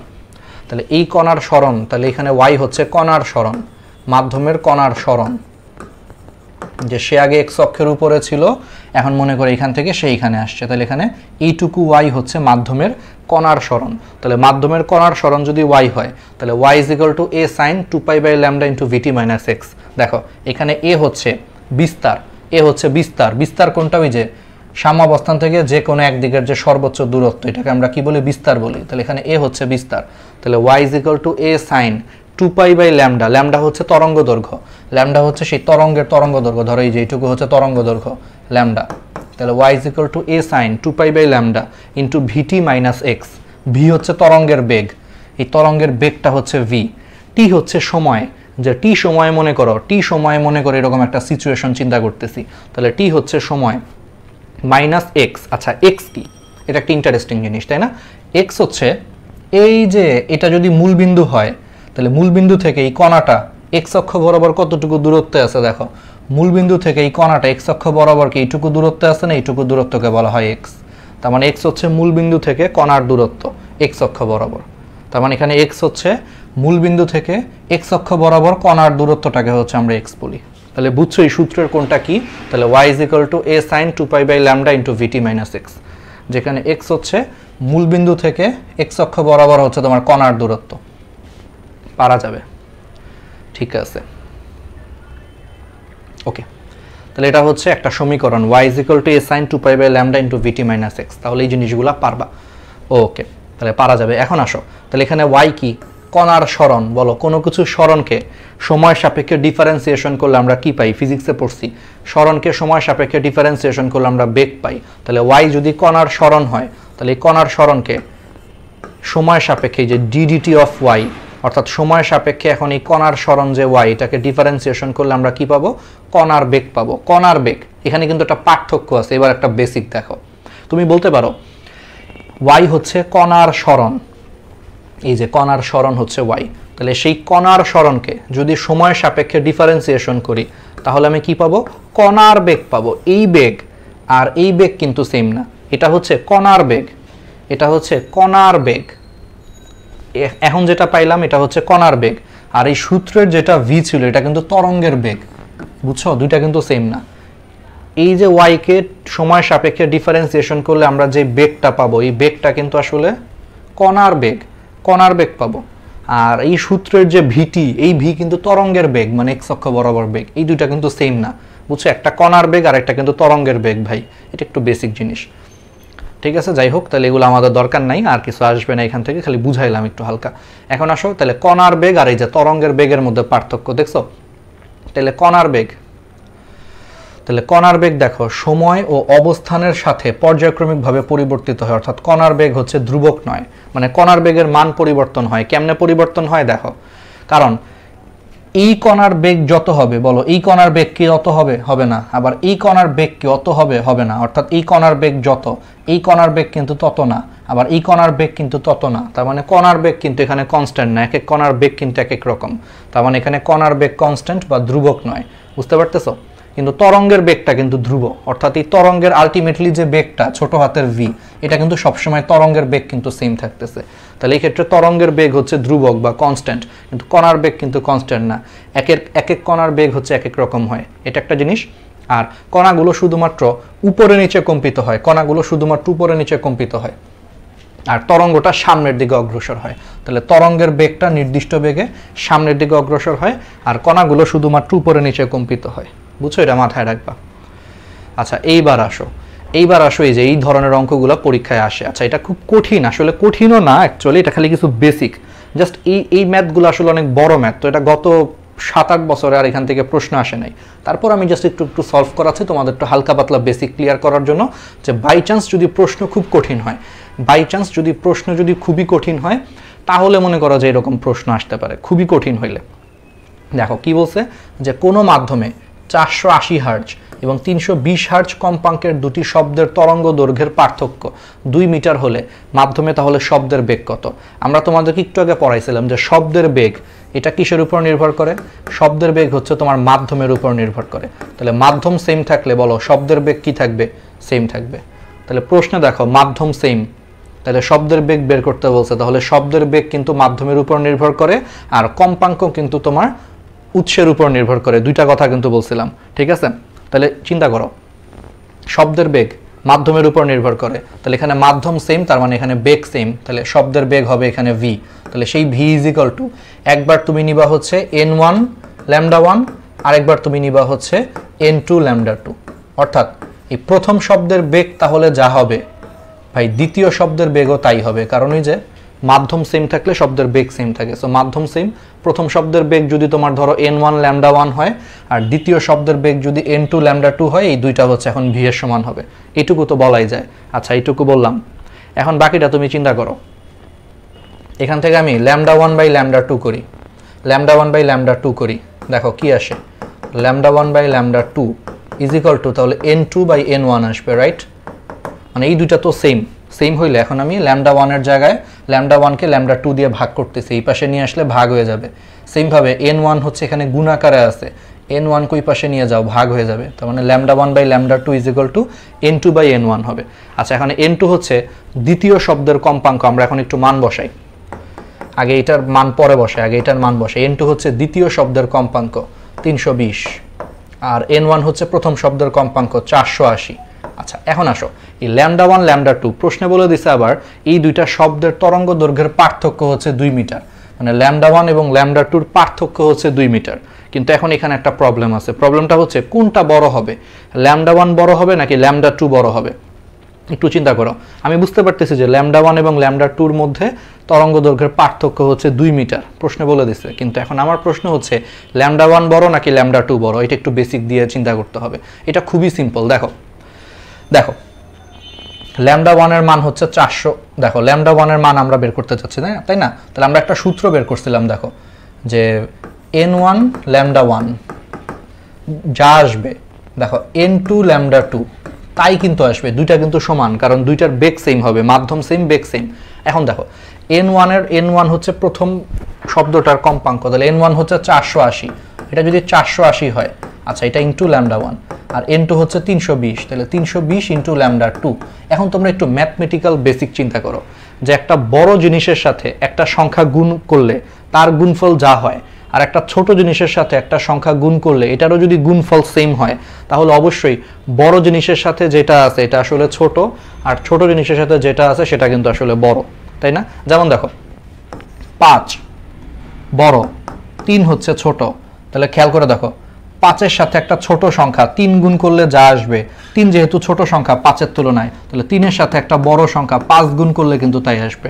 ব্যাপারটা কি বুঝতেছো? জিনিসটা এরকম যে এই দুইটার গুণফল আর এই দুইটার গুণফল যেহেতু সেম, তাহলে একটা সংখ্যা যদি 5 হয়, একটা সংখ্যা যদি 3 হয়, তাহলে 5 যেহেতু বড়, তাহলে 5-এর সাথে একটা ছোট সংখ্যা গুণ করলে তার মান যা আসবে, ছোটটা যদি 3 হয়, 3-এর সাথে একটা বড় সংখ্যা গুণ করলে তার মানটা সেম আসবে। তার মানে সোজা কথা, ছোট জিনিসের সাথে এখন একটা বড় সংখ্যা দিয়ে গুণ করতে হবে, আর বড়টার সাথে একটা ছোট সংখ্যা দিয়ে গুণ করলে তখন এই দুটার মান সেম আসবে। তার মানে আমি বুঝতেছি যে ছোটটার সাথে যে ল্যামডা 2 আছে, তার মানে ল্যামডা 2 হচ্ছে বড়, তার মানে এটার তরঙ্গ দৈর্ঘ্য হচ্ছে বড়, তার মানে ল্যামডা 2 হচ্ছে বড়, তাহলে বড়টার থেকে ছোটটা বিয়োগ করলে তার মানে এটার মান আসবে হচ্ছে 2। বুঝছো? এটা একভাবে বোঝা যায়। বাট এর আরেকটা বেসিক আছে, আরেকটা বেসিক হচ্ছে এটা পিওর ম্যাথমেটিক্যাল বেসিক, যে জিনিসটা এরকম আসছে 480 into lambda 1 is equal two আসছে 320 ইন্টু ল্যামডা 2। তুমি এমনও বুঝতে পারো, তুমি কাটাকাটি করো তাইলেই বুঝতে পারবা। দেখো এই ল্যামডা 1 বাই ল্যামডা 2 করো, এমনও বুঝতে পারবা। ল্যামডা 1 বাই ল্যামডা 2 করো, এমনও বুঝতে পারবা। তাহলে ইজ ইকুয়াল টু হবে 320 বাই 480। তুমি নিজেই বুঝতেছো এই ভগ্নাংশ যদি এই ভগ্নাংশের সমান হয়, তাহলে দেখো এই ভগ্নাংশের লবের মান ছোট, তাহলে এটারও লবের মান ছোট হবে। আবার এই ভগ্নাংশের হরের মান বড়, তাহলে এটারও হরের মান বড় হবে। এটা আরো ইজি আর কি। তার মানে হরের মান বড় মানে ল্যামডা 2 বড়, ল্যামডা 2 বড়, ল্যামডা 1 ছোট। তাহলে প্রশ্নে বলছে যে এটার মধ্যে পার্থক্য 2 মিটার। তাহলে ল্যামডা 2 যদি বড় হয়, তার মানে ল্যামডা 2 মাইনাস ল্যামডা 1 হচ্ছে তোমার 2 হবে আর কি, পার্থক্য 2 মিটার। ঠিক আছে, তাহলে পারা যাবে। তাহলে এখান থেকে আমরা ল্যামডা 2 এর মান বের করি। তাহলে ল্যামডা 2 ইজ ইকুয়াল টু হবে তাহলে কত, 2 প্লাস ল্যামডা 1। তাহলে এটা হবে 2 প্লাস ল্যামডা 1 হবে ল্যামডা 2। তো ল্যামডা 2 ইজ ইকুয়াল টু কত হবে, 2 প্লাস ল্যামডা 1 হবে। তাহলে সেই মানটা আমরা এখানে বসায় দিই। তাহলে ল্যামডা 1 ঠিক থাকুক, আমি ল্যামডা 2 এর জায়গায় বসায় দিই যে ল্যামডা 1 প্লাস 2, কারণ ল্যামডা 2 মানে 2 প্লাস ল্যামডা 1, আমি এটা বসায় দিছি এখানে ল্যামডা 2 এর জায়গায়। এখন বাকিটা তুমি সলভ করতে পারবা। সলভ করতে পারবা কেমনে দেখো, 480 দিয়ে ল্যামডা 1 কে গুণ করো, আর গুণ করো, তাহলে এটা হচ্ছে 480 ল্যামডা 1। দেখো ইজ ইকুয়াল টু 320 দিয়ে গুণ করো, 320 ইন্টু ল্যামডা 1 মানে হচ্ছে 320 ল্যামডা 1 প্লাস এটাকে মনে মনে 32 চিন্তা করো, তাহলে 32 দুগুণে কত, 64, 32 দুগুণে 64 মানে 640, একটা শূন্য দিয়ে দাও। দেখছো শর্টকাট টেকনিকটা কি, 32 ইন্টু 2 মানে কত, 64, এই শূন্য আছে, শূন্য, তাহলে 640। এখন বাকিটা তুমি চিন্তা করো, দেখো এটাকে এই পাশে নিয়ে আসো, তাহলে 480 থেকে 320 বিয়োগ করো, তুমি মনে করো যে এটা 48, এটা 32, তাহলে 48 থেকে 32 বিয়োগ করলে কত হয়, 16, 16 একটা শূন্য আছে, তাহলে 160 ল্যামডা 1, তার মানে 160 ল্যামডা 1, এটা ইজ ইকুয়াল টু হবে 640। 640 আর শূন্য শূন্য কাটাকাটি করো, সবগুলো শূন্য শূন্য কাটাকাটি করো, তাহলে 416 64, তার মানে ল্যামডা 1 এর মান হচ্ছে 64। তাহলে ল্যামডা 1 হচ্ছে মানে 416 64, তাহলে ল্যামডা 1 এর মান হচ্ছে 4। দেখছি এইভাবে আমরা ইজিলি বের করতে পারি। তাহলে ল্যামডা 1 হচ্ছে 4। ল্যামডা 1 যদি 4 হয়, তাহলে এখন বলছে শব্দের বেগ কত, তাহলে শব্দের বেগ তাহলে ওই যে v is equal two n1 lambda 1, তাহলে গুণ করে দাও 480 ইন্টু 4। কেমনে অঙ্ক করবা, খুবই ইজি, 480 কে 480 ধরবা না, বা ধরতে পারো, আচ্ছা ধরো, দেখো এটার একটা টেকনিক আছে। তুমি 480 কে তুমি 480 ধরো না, শূন্য কম ধরো, 48 ধরো, 48 কে 4 দিয়ে গুণ করো। দেখো 48 কে 4 দিয়ে গুণ করলে তোমার অঙ্কটা একটু জটিল হবে, তুমি মনে মনে চিন্তা করো এটা 50, বলো 50 কে 4 দিয়ে গুণ করলে কত হয়, 200 হয়। তুমি মনে মনে চিন্তা করো এটা 50, 50 কে 4 দিয়ে গুণ করলে কত হয়, 200 হয়। কিন্তু এটা তো অ্যাকচুয়ালি 50 ছিল না, এটা ছিল 48, মানে কত কম ছিল, 2 কম ছিল। তাহলে এরকম যখন তুমি 4 বার গুণ করছো, প্রত্যেকবার কিন্তু তুমি 2 2 করে তোমাকে এখন কমাইতে হবে। মানে আমার কথাটা বুঝছো? বা এটাকে আরেকটু সহজ করে, আচ্ছা 50 ধরো না, 480 ধরো, তুমি এটাকে 500 ধরো, 500 ধরো, ইজি হবে। 500 ইন্টু 4 মত কত? 500 টাকার 4টা নোট কত হয়? 2000 টাকা। এটা তো তুমিও জানো, 2000 টাকা মাইনাস, এটা তো আসলে 500 টাকা ছিল না, ছিল 480 টাকা। তার মানে তুমি প্রত্যেকবার হচ্ছে 20 টাকা বেশি ধরছো, তাহলে 20 টাকা এখন বাদ দাও। তাহলে কয়বার 20 টাকা বাদ দিবা? 4 বার 20 টাকা বাদ দিবা। তাহলে 4 বার 20 টাকা বাদ দিলে কত হয়? 80 টাকা বাদ দিবা। তাহলে 2000 টাকা থেকে 80 টাকা বাদ দিলে কত হয়? 1920 টাকা। তার মানে অ্যান্সার হচ্ছে 1920। ঠিক আছে, এভাবে শর্টকাট একটু টেকনিক করে একটু প্র্যাকটিস করে তুমি ক্যালকুলেটর ছাড়া এগুলো করতে পারবা। ঠিক আছে, এবার আসা হচ্ছে এটার বেসিক। এইটার বেসিকটা হচ্ছে একটু ইম্পর্টেন্ট। ঠিক আছে, তিনটি সুরশলাকার কম্পাঙ্ক যথাক্রমে 123, 369 এবং 615 হার্জ, এরা বায়ুতে যে তরঙ্গ সৃষ্টি করে তাদের তরঙ্গ দৈর্ঘ্যের অনুপাত নির্ণয় করো। তাহলে বায়ুতে যে তরঙ্গ দৈর্ঘ্য সৃষ্টি করে সেটার অনুপাত হচ্ছে বের করতে বলছে। চলো তাহলে আমরা একটু দেখি। তাহলে এটা আমরা কিভাবে কি করতে পারি দেখো, খুব সিম্পল। কম্পাঙ্ক দেওয়া আছে সুরশলাকার, তাহলে বলছে বায়ুতে যে তরঙ্গ দৈর্ঘ্য সৃষ্টি করে তাদের তরঙ্গ দৈর্ঘ্যের অনুপাত। দেখো তাহলে এই তিনটা সুরশলাকা বায়ুতে তরঙ্গ সৃষ্টি করে, তার মানে মাধ্যম সেম। তাহলে মাধ্যম সেম হইলে বলো কি সেম হয়? মাধ্যম সেম হইলে বেগ সেম হয়, তার মানে সবগুলার বেগ সেম। তাহলে বেগ যদি সেম হয় তাহলে ভি ইজ ইকুয়াল টু হবে n1 ল্যামডা 1। ধরো আমি ভি ইজ ইকুয়াল টু তাহলে n1 ল্যামডা 1 বলতে পারবো। আবার সেই ভি ইজ ইকুয়াল টু হচ্ছে n2 ল্যামডা 2, আবার সেই ভি ইজ ইকুয়াল টু হচ্ছে n3 ল্যামডা 3 কিন্তু বলতে পারবো, কারণ মাধ্যম সেম হইলে বেগ সেম। তাহলে প্রথমটার কম্পাঙ্ককে আমি n1 ধরি, তাহলে প্রথমটার তরঙ্গ দৈর্ঘ্য ল্যামডা 1, তাহলে n1 ল্যামডা 1 এটাও ভি আসবে। আর দ্বিতীয়টার তরঙ্গ মানে কম্পাঙ্ক যদি n2 হয় তাহলে n2 ল্যামডা 2 হচ্ছে তোমার ভি আসবে। আবার তৃতীয়টার কম্পাঙ্ক যদি n3 হয় তাহলে n3 ল্যামডা 3ও কিন্তু ভি আসবে। তাহলে এগুলো সবই সেম আসবে। এখন তোমার জন্য জিনিসটা ইজি, দেখো তুমি দুইটা করে সমীকরণ নাও।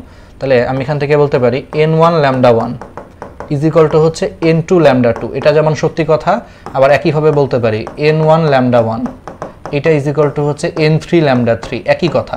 দুইটা করে নিলাম, যে প্রথমবার কি করলাম, প্রথমটার সাথে দ্বিতীয়টার সম্পর্ক করলাম, পরের বার কি করলাম, প্রথমটার সাথে 3 নম্বরটার সম্পর্ক করলাম, করে অনুপাত বের করতে বলছে।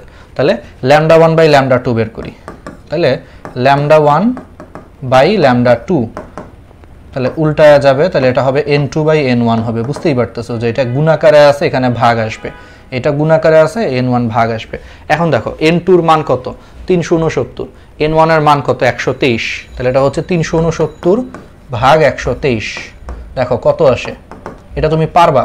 দেখো 100 ইন্টু 3 কত? তুমি 100 চিন্তা করো আগে এটাকে, 100 ইন্টু 3 300, আবার তার সাথে এক্সট্রা 23 আছে, 3 23 69। দেখো 100 ইন্টু 3 হচ্ছে 300, আবার 3 23 হচ্ছে 69, তার মানে এখানে আসলে 3 গুণ, তার মানে এটা আসতেছে 3/1। তাহলে এটা 3/1, তার মানে 3:1, তার মানে ল্যামডা 1 আর ল্যামডা 2 এর অনুপাত হচ্ছে তাহলে 3:1। তাহলে এটা 3:1, দেখো তার মানে ল্যামডা 1 অনুপাত ল্যামডা 2 হচ্ছে তোমার 3:1। খুব ভালো কথা, খুবই ভালো কথা। আবার তুমি পরের সমীকরণটা দেখো, পরেরটা হচ্ছে n1 lambda 1 is equal to n3 lambda 3। এখান থেকে তুমি ক্যালকুলেশন করো ওই আগের মতোই। তাহলে ল্যামডা 1 ডিভাইডেড বাই হচ্ছে ল্যামডা 3 ইজ ইকুয়াল টু হবে হচ্ছে n3 by n1 is equal two কত হবে? n3 বাই n1 হবে। আচ্ছা এখন তুমি জিনিসটাকে বের করো, হিসাব করো তুমি জিনিসটাকে, দেখো কি আসে। তাহলে n1 by n3 is equal to n3 by n1, sorry lambda 1 by lambda 3 is equal to হচ্ছে, মান বসাও তুমি জাস্ট, ঠিক আছে তুমি মান বসাও। n3 হচ্ছে তোমার 615, আর তুমি এটাকে হচ্ছে 123 দিয়ে ভাগ করো, দেখো ওই 5 হয়। এটা এবার এটা দেখবা যে 5 হয়। কেমনে 5 হয় দেখো, তুমি মনে মনে 100 চিন্তা করো, 100 ইন্টু 5 মানে কত? 500, ঠিক আছে। আবার 23কে তুমি 5 দিয়ে গুণ করো, দেখো 23কে 5 দিয়ে গুণ করো, 23 একে 23, 23 দুগুণে 46, 3 23 69, 4 23 92, হিসাব করতে থাকো, দেখবা 5 23 115। তাহলে 500 আর 115 যোগ করলে 5 মানে 615 হয়। মানে সোজা কথা কাটাকাটি করলে এটা কি হবে? 5 হবে, ঠিক আছে। এটা 5 হবে, এটা 1 হবে, তার মানে 1:5। তার মানে ল্যামডা 1 এটা হচ্ছে 1:5, lambda 1 lambda 3 is equal to হচ্ছে 1:5 হবে। এখন বলো তিনটাকে যখন একসাথে আমরা অনুপাত করি, তিনটাকে একসাথে অনুপাত করতে গেলে ওই কমন জিনিসটার হচ্ছে সংখ্যাটাকে সেম করতে হয়, ছোটবেলায় পড়ছো। তাহলে এখানে ল্যামডা 1 ছিল 3, এইখানে ল্যামডা 1 হচ্ছে তোমার কত 1। তাহলে জিনিসটা কেমন হয়ে গেল না? জিনিসটা হচ্ছে কেমন হয়ে গেল না? তাহলে একটা কাজ করি, তাহলে এখানে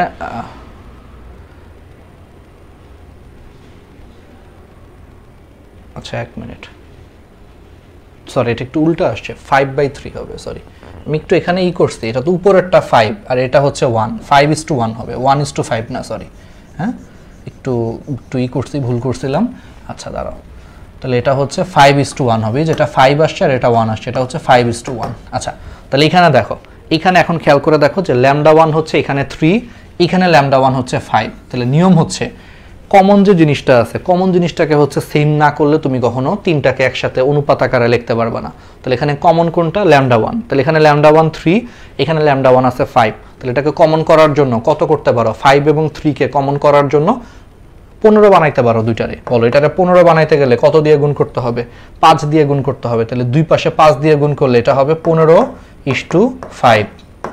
আবার এটাকে 15 বানাইতে গেলে কত দিয়ে গুণ করতে হবে? 3 দিয়ে গুণ করতে হবে দুই পাশকে। তাহলে দুই পাশকে 3 দিয়ে গুণ করলে এটা হবে 15:3। তার মানে আসলে জিনিসটা দাঁড়াইলো 15:5:3। তাহলে 15:5:3 এটা হচ্ছে আসলে অ্যান্সার, যে 15:5:3। এইটা হচ্ছে এই তিনটার তরঙ্গ দৈর্ঘ্যের অনুপাত। ঠিক আছে, এইভাবে হচ্ছে আমরা বেসিক দিয়ে আসলে করতে পারি। ঠিক আছে, লাগবে না আর এগুলো। এবার আসো এখান থেকে একটা সূত্র আছে, দশা পার্থক্য ইজ ইকুয়াল টু 2π/λ ইন্টু পথ পার্থক্য। এই সূত্রটা একটু খালি মুখস্থ রাখো। এই সূত্রটা হচ্ছে একটু মুখস্থ রাখো, এটা একটা তরঙ্গের খুবই ফেমাস একটা সূত্র, যে দশা পার্থক্য ইজ ইকুয়াল টু 2π/λ ইন্টু পথ পার্থক্য। আচ্ছা সূত্রটা আমি একটু বুঝাই বলতে কি এটা জিনিসটা কি, কোনটা কি, এটা একটু বুঝাই। ধরো এটা একটা তরঙ্গ, এটা একটা তরঙ্গ। ধরো এইখানে যে মনে করো তোমার একটা কণা আছে, মনে করো সেই কণার যে কোণ, আর মনে করো এইখানে যে কণা আছে এই কণার কিন্তু কোণের মান কিন্তু পার্থক্য আছে। অর্থাৎ এইখানে এই কণার কোণের মান মনে করো 0 ডিগ্রি, আর এই কণার কিন্তু একটা কোণ আছে, এই কোণের মান মনে করো x ডিগ্রি বা কিছু একটা। তাহলে এইখানে যে কণা আছে তার যে কোণ আর এই কণার কোণের মান, এই দুইটা কোণের মানের মধ্যে পার্থক্য আছে। এই কোণের মানের পার্থক্যকে তোমার বলা হয় দশা পার্থক্য।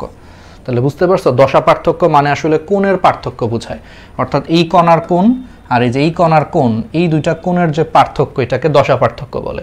তাহলে দশা পার্থক্য ইজ ইকুয়াল টু 2π/λ, ল্যামডা তো বুঝতেছো যে তরঙ্গ দৈর্ঘ্য, ইন্টু পথ পার্থক্য। এখানে পথ পার্থক্যটা কি?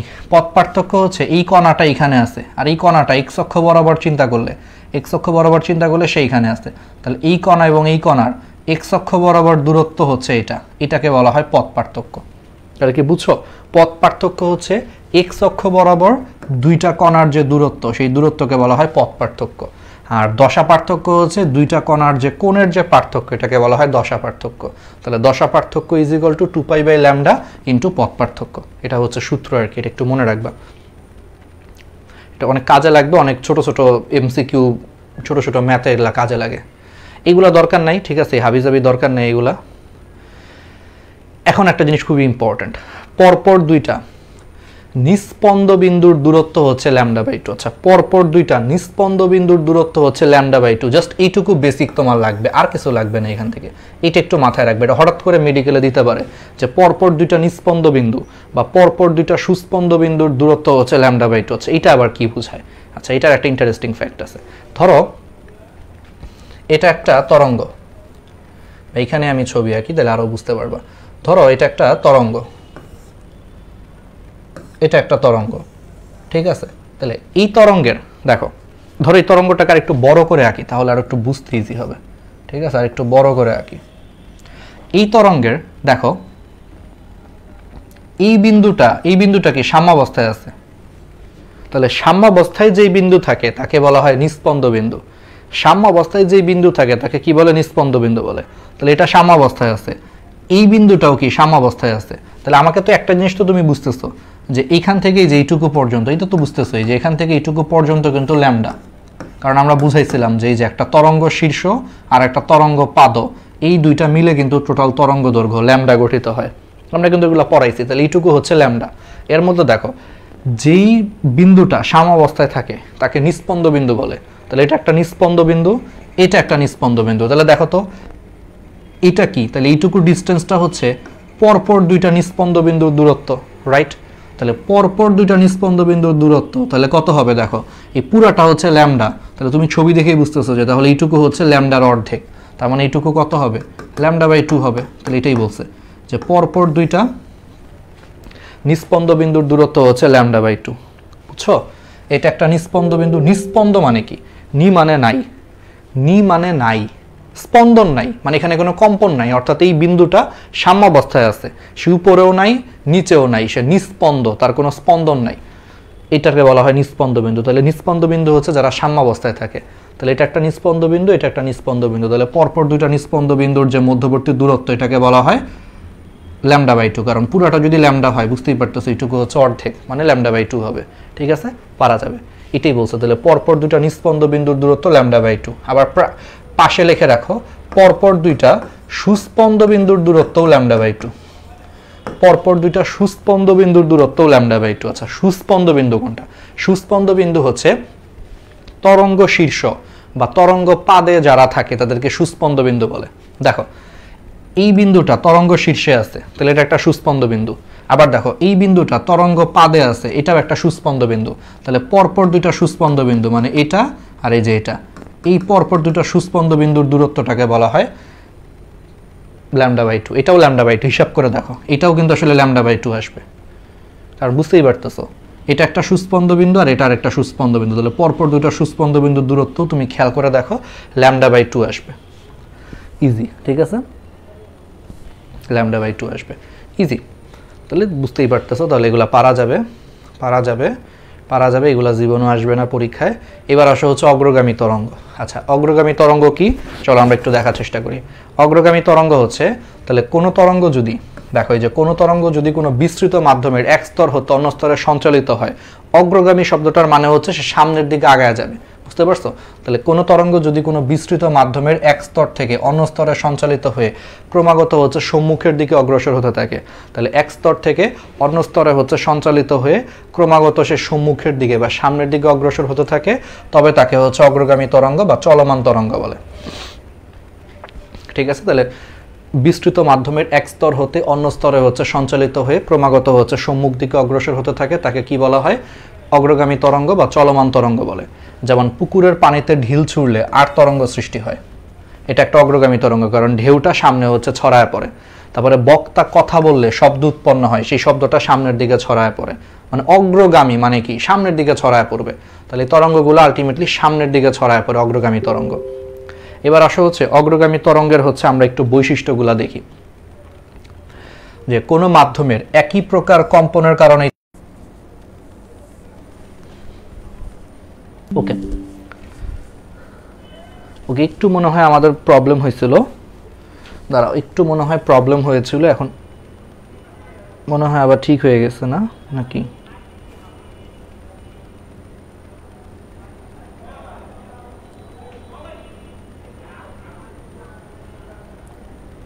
বুঝতেছি না কি হইল,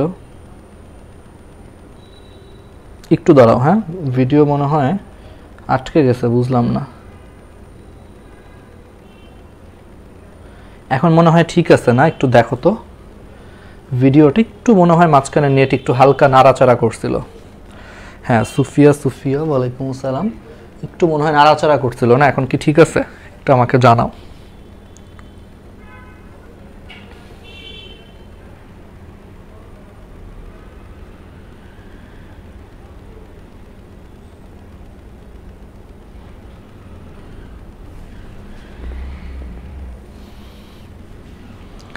আচ্ছা, এখন মনে হয় ঠিক আছে না? ওকে, সাব্বির আহমেদ ইজ ওয়াচিং। হ্যাঁ, এখন কি ঠিক আছে না? হ্যাঁ ঠিক আছে, ওকে ঠিক আছে। হ্যাঁ ওকে, তো যেটা বলতেছিলাম যে তাহলে অগ্রগামী তরঙ্গ হচ্ছে মাধ্যমের ঘনত্ব এবং স্থিতিস্থাপকতার উপর নির্ভর করে একটু রিডিং দিবা আসলে এই জিনিসগুলো। ঠিক আছে, এখানে মাধ্যমের কণাগুলো হচ্ছে কখনো স্থির থাকে না। ঠিক আছে, মানে বুঝতেই পারতেছো অগ্রগামী তরঙ্গ সে সামনের দিকে আগায় যাবে, তাহলে মাধ্যমের কণাগুলো কখনো স্থির থাকবে না, সামনের দিকে আগায় যাবে। তার মানে সে কি করবে? সে হচ্ছে শক্তি বহন করে হচ্ছে সামনের দিকে আগায় যাবে। তারপরে হচ্ছে মাধ্যমের বিভিন্ন অংশের চাপ ও ঘনত্বের হচ্ছে এখানে একই প্রকারের পরিবর্তন ঘটবে। ঠিক আছে, তাহলে মাধ্যমের যে কোনো কণার হচ্ছে তোমার বিভিন্ন ধর্ম, যেমন বেগ, ত্বরণ, শক্তি প্রবৃত্তি হচ্ছে একই রূপ পরিবর্তনের মধ্য দিয়ে হচ্ছে তোমার যাবে আর কি, ব্যাপারটা হচ্ছে এরকম। ঠিক আছে, তাহলে পারা যাবে। তাহলে এগুলো একটু দেখবা, রিডিং দিবা আর কি। ঠিক আছে, মেন কথা হচ্ছে সিম্পল, যে এই তরঙ্গটা মাধ্যমের একই প্রকার কম্পনের ফলে অগ্রগামী তরঙ্গ উৎপন্ন হয়। এটা মেডিকেল অ্যাডমিশন টেস্টে আসছিল। এটা মাধ্যমের মধ্য দিয়ে একটা নির্দিষ্ট বেগে হচ্ছে সামনের দিকে চলে যাবে। এটা মাধ্যমের ঘনত্ব এবং স্থিতিস্থাপকতার উপর হচ্ছে নির্ভর করবে। তরঙ্গটা হচ্ছে মাধ্যমের কণাগুলোর কম্পন হচ্ছে তরঙ্গ প্রবাহের সাপেক্ষে হচ্ছে আর এবং লম্বিক তরঙ্গ হবে। কণাগুলো কখনো স্থির থাকবে না, শক্তি বহন করে এক জায়গা থেকে আরেক জায়গায় চলে যাবে। বুঝতেই পারতেছো, এগুলা পারবা। এখন আসো, অগ্রগামী তরঙ্গের সমীকরণকে আমরা এভাবে y = a sin omega t দিয়ে প্রকাশ করতে পারি। এখানেও সেম, ওই যে y হচ্ছে কণার সরণ, বুঝতে পারছো? ধরো এখানে y, ধরো এই যে কণা, ওই যে একটু আগে পড়াইছিলাম না y হচ্ছে কণার সরণ। মনে করো এই কণাটা মনে করো এখানে আছে, তাহলে এই যে এই ওয়াইটা হচ্ছে কণার সরণ, এ হচ্ছে বিস্তার, সাইন তো সাইন, টি হচ্ছে সময়, আর ওমেগা হচ্ছে কৌণিক কম্পাঙ্ক। আমরা জানি যে ওমেগা হচ্ছে কৌণিক কম্পাঙ্ক। ঠিক আছে, পারা যাবে। এখন আমরা একটা সূত্র জানি যে ওমেগা = হচ্ছে, আবার একটা সূত্র আমরা পড়ছি কিন্তু ছোটবেলায়, ওমেগা = 2π/t। দেখো এই 2π/t এটাকে আবার আমরা এইভাবে লিখতে পারি যে 2π × 1/t। বলো তো 1/t এটাকে আমরা কম্পাঙ্ক বলতে পারি, n দিয়ে প্রকাশ করতে পারি। তাহলে তখন কিন্তু জিনিসটা ওকে।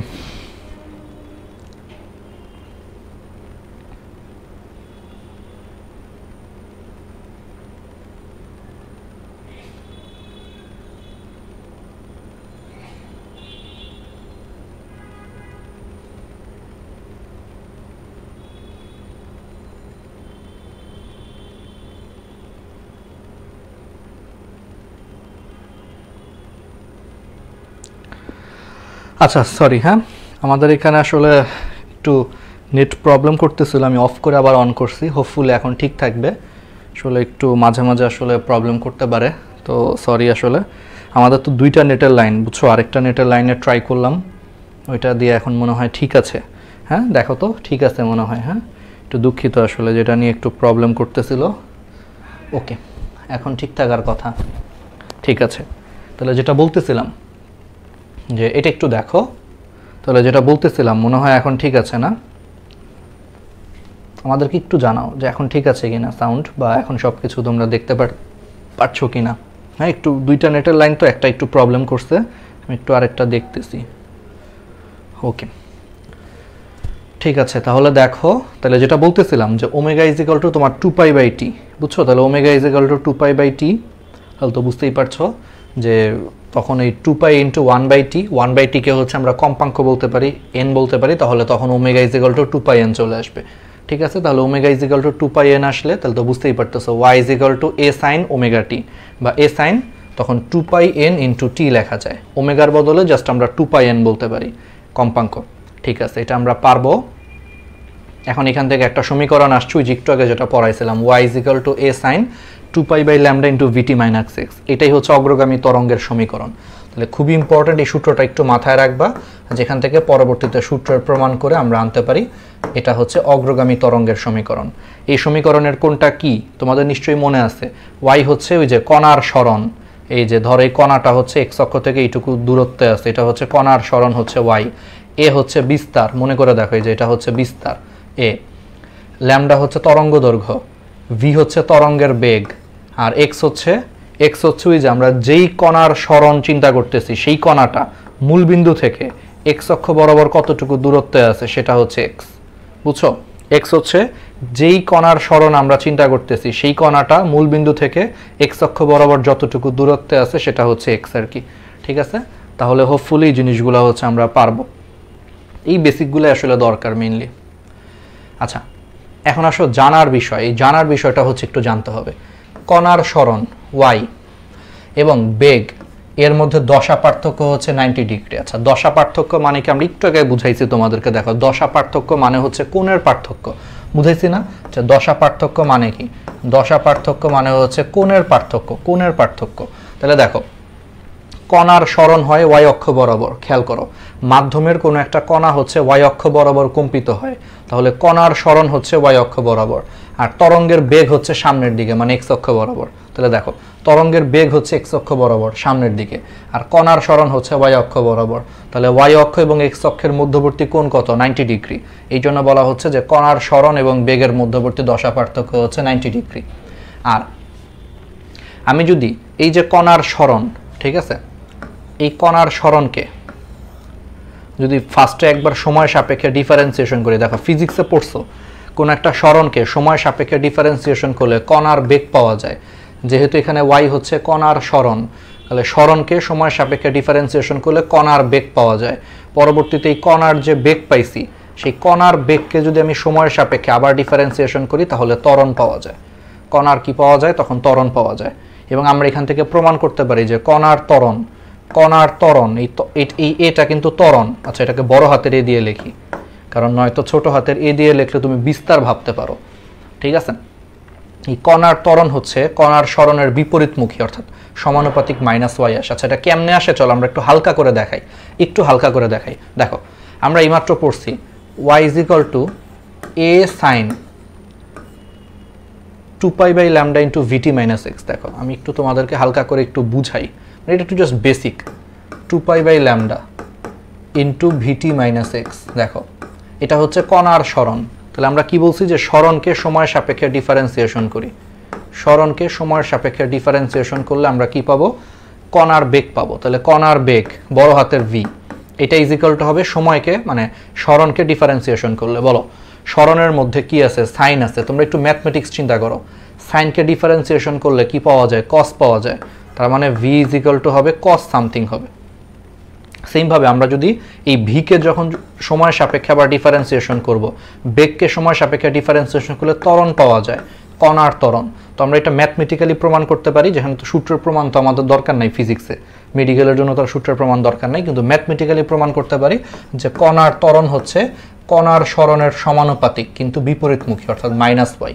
তাহলে বিপরীতমুখী অর্থাৎ কণার ত্বরণ হচ্ছে সরণের বিপরীতমুখী। তাহলে বিপরীতমুখী হইলে বলো মধ্যবর্তী কোণের মান কত হবে?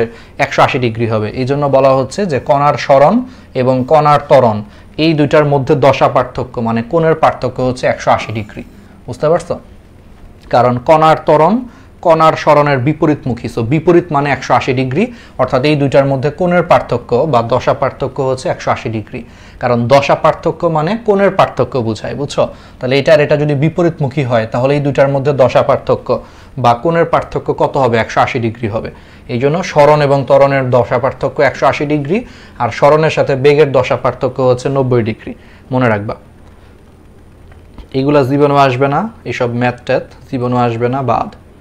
এবার দেখো ওই যে ওই সূত্রটা, যে দশা পার্থক্য = 2π/λ × পথ পার্থক্য, একটা সূত্রের প্রমাণ করতে ওরা। দশা পার্থক্য এই যে 2π/λ × পথ পার্থক্য, এই সূত্রটার জাস্ট প্রমাণটা দরকার নেই, সে সূত্রটা একটু মনে রাখবা। এই সূত্রের মধ্যে দশা পার্থক্য বলতে কি বোঝায়? কোণের পার্থক্য বোঝায়, তোমরা বুঝতেই পারতেছো। আর বলো তো পথ পার্থক্য বলতে কি বোঝায়? মনে আছে? আমরা অঙ্ক করলে আরো ক্লিয়ার হবে। ওই যে দশা পার্থক্য হচ্ছে তোমার কোণের পার্থক্য।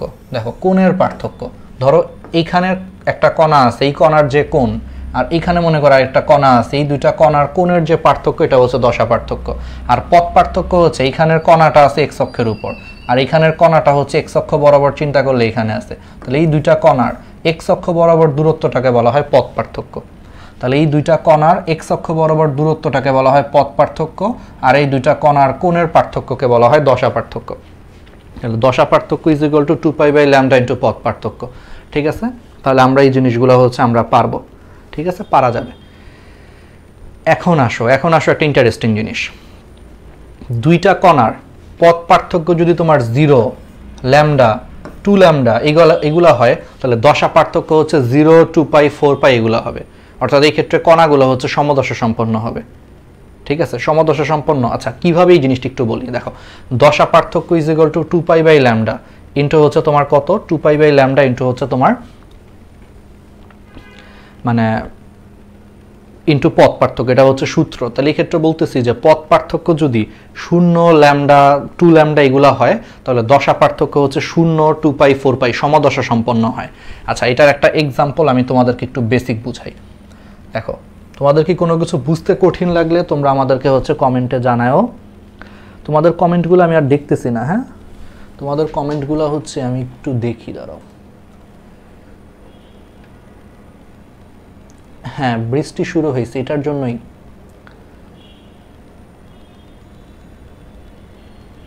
হ্যাঁ,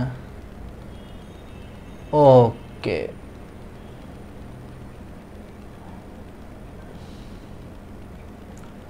হ্যাঁ হ্যাঁ, ওই সমস্যা নেই, আমার সামনেই আছে, আমি দেখতেছি। হ্যাঁ, অনেক জায়গায় বৃষ্টি হচ্ছে, একটু আবহাওয়া খারাপ দেখেই নেটের প্রবলেম হচ্ছে হয়তো। এই কয়েকদিন ধরেই মোটামুটি সব জায়গাতেই হচ্ছে বৃষ্টি হচ্ছে।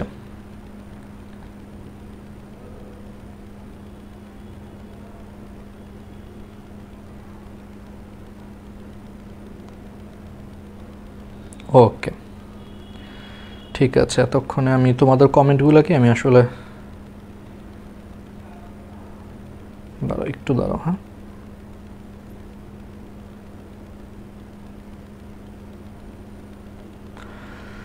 ওকে। হ্যাঁ, নোয়াখালীর দিকে বৃষ্টি হচ্ছে, সমস্যা নেই, আমরা আরেকটু করাই তাহলে দেখো। আচ্ছা, যেটা বলতেছিলাম যে দশা পার্থক্য, ধরো পথ পার্থক্য যদি শূন্য হয়, ধরো পথ পার্থক্য মান যদি শূন্য হয়, তাহলে এখানে আমি শূন্য বসাই। দেখো, শূন্য ইন্টু যাই দিয়ে গুণ করো না কেন, জিনিসটা শূন্য হবে। তার মানে তখন দশা পার্থক্য শূন্য হবে। ঠিক আছে, দশা পার্থক্য শূন্য হবে।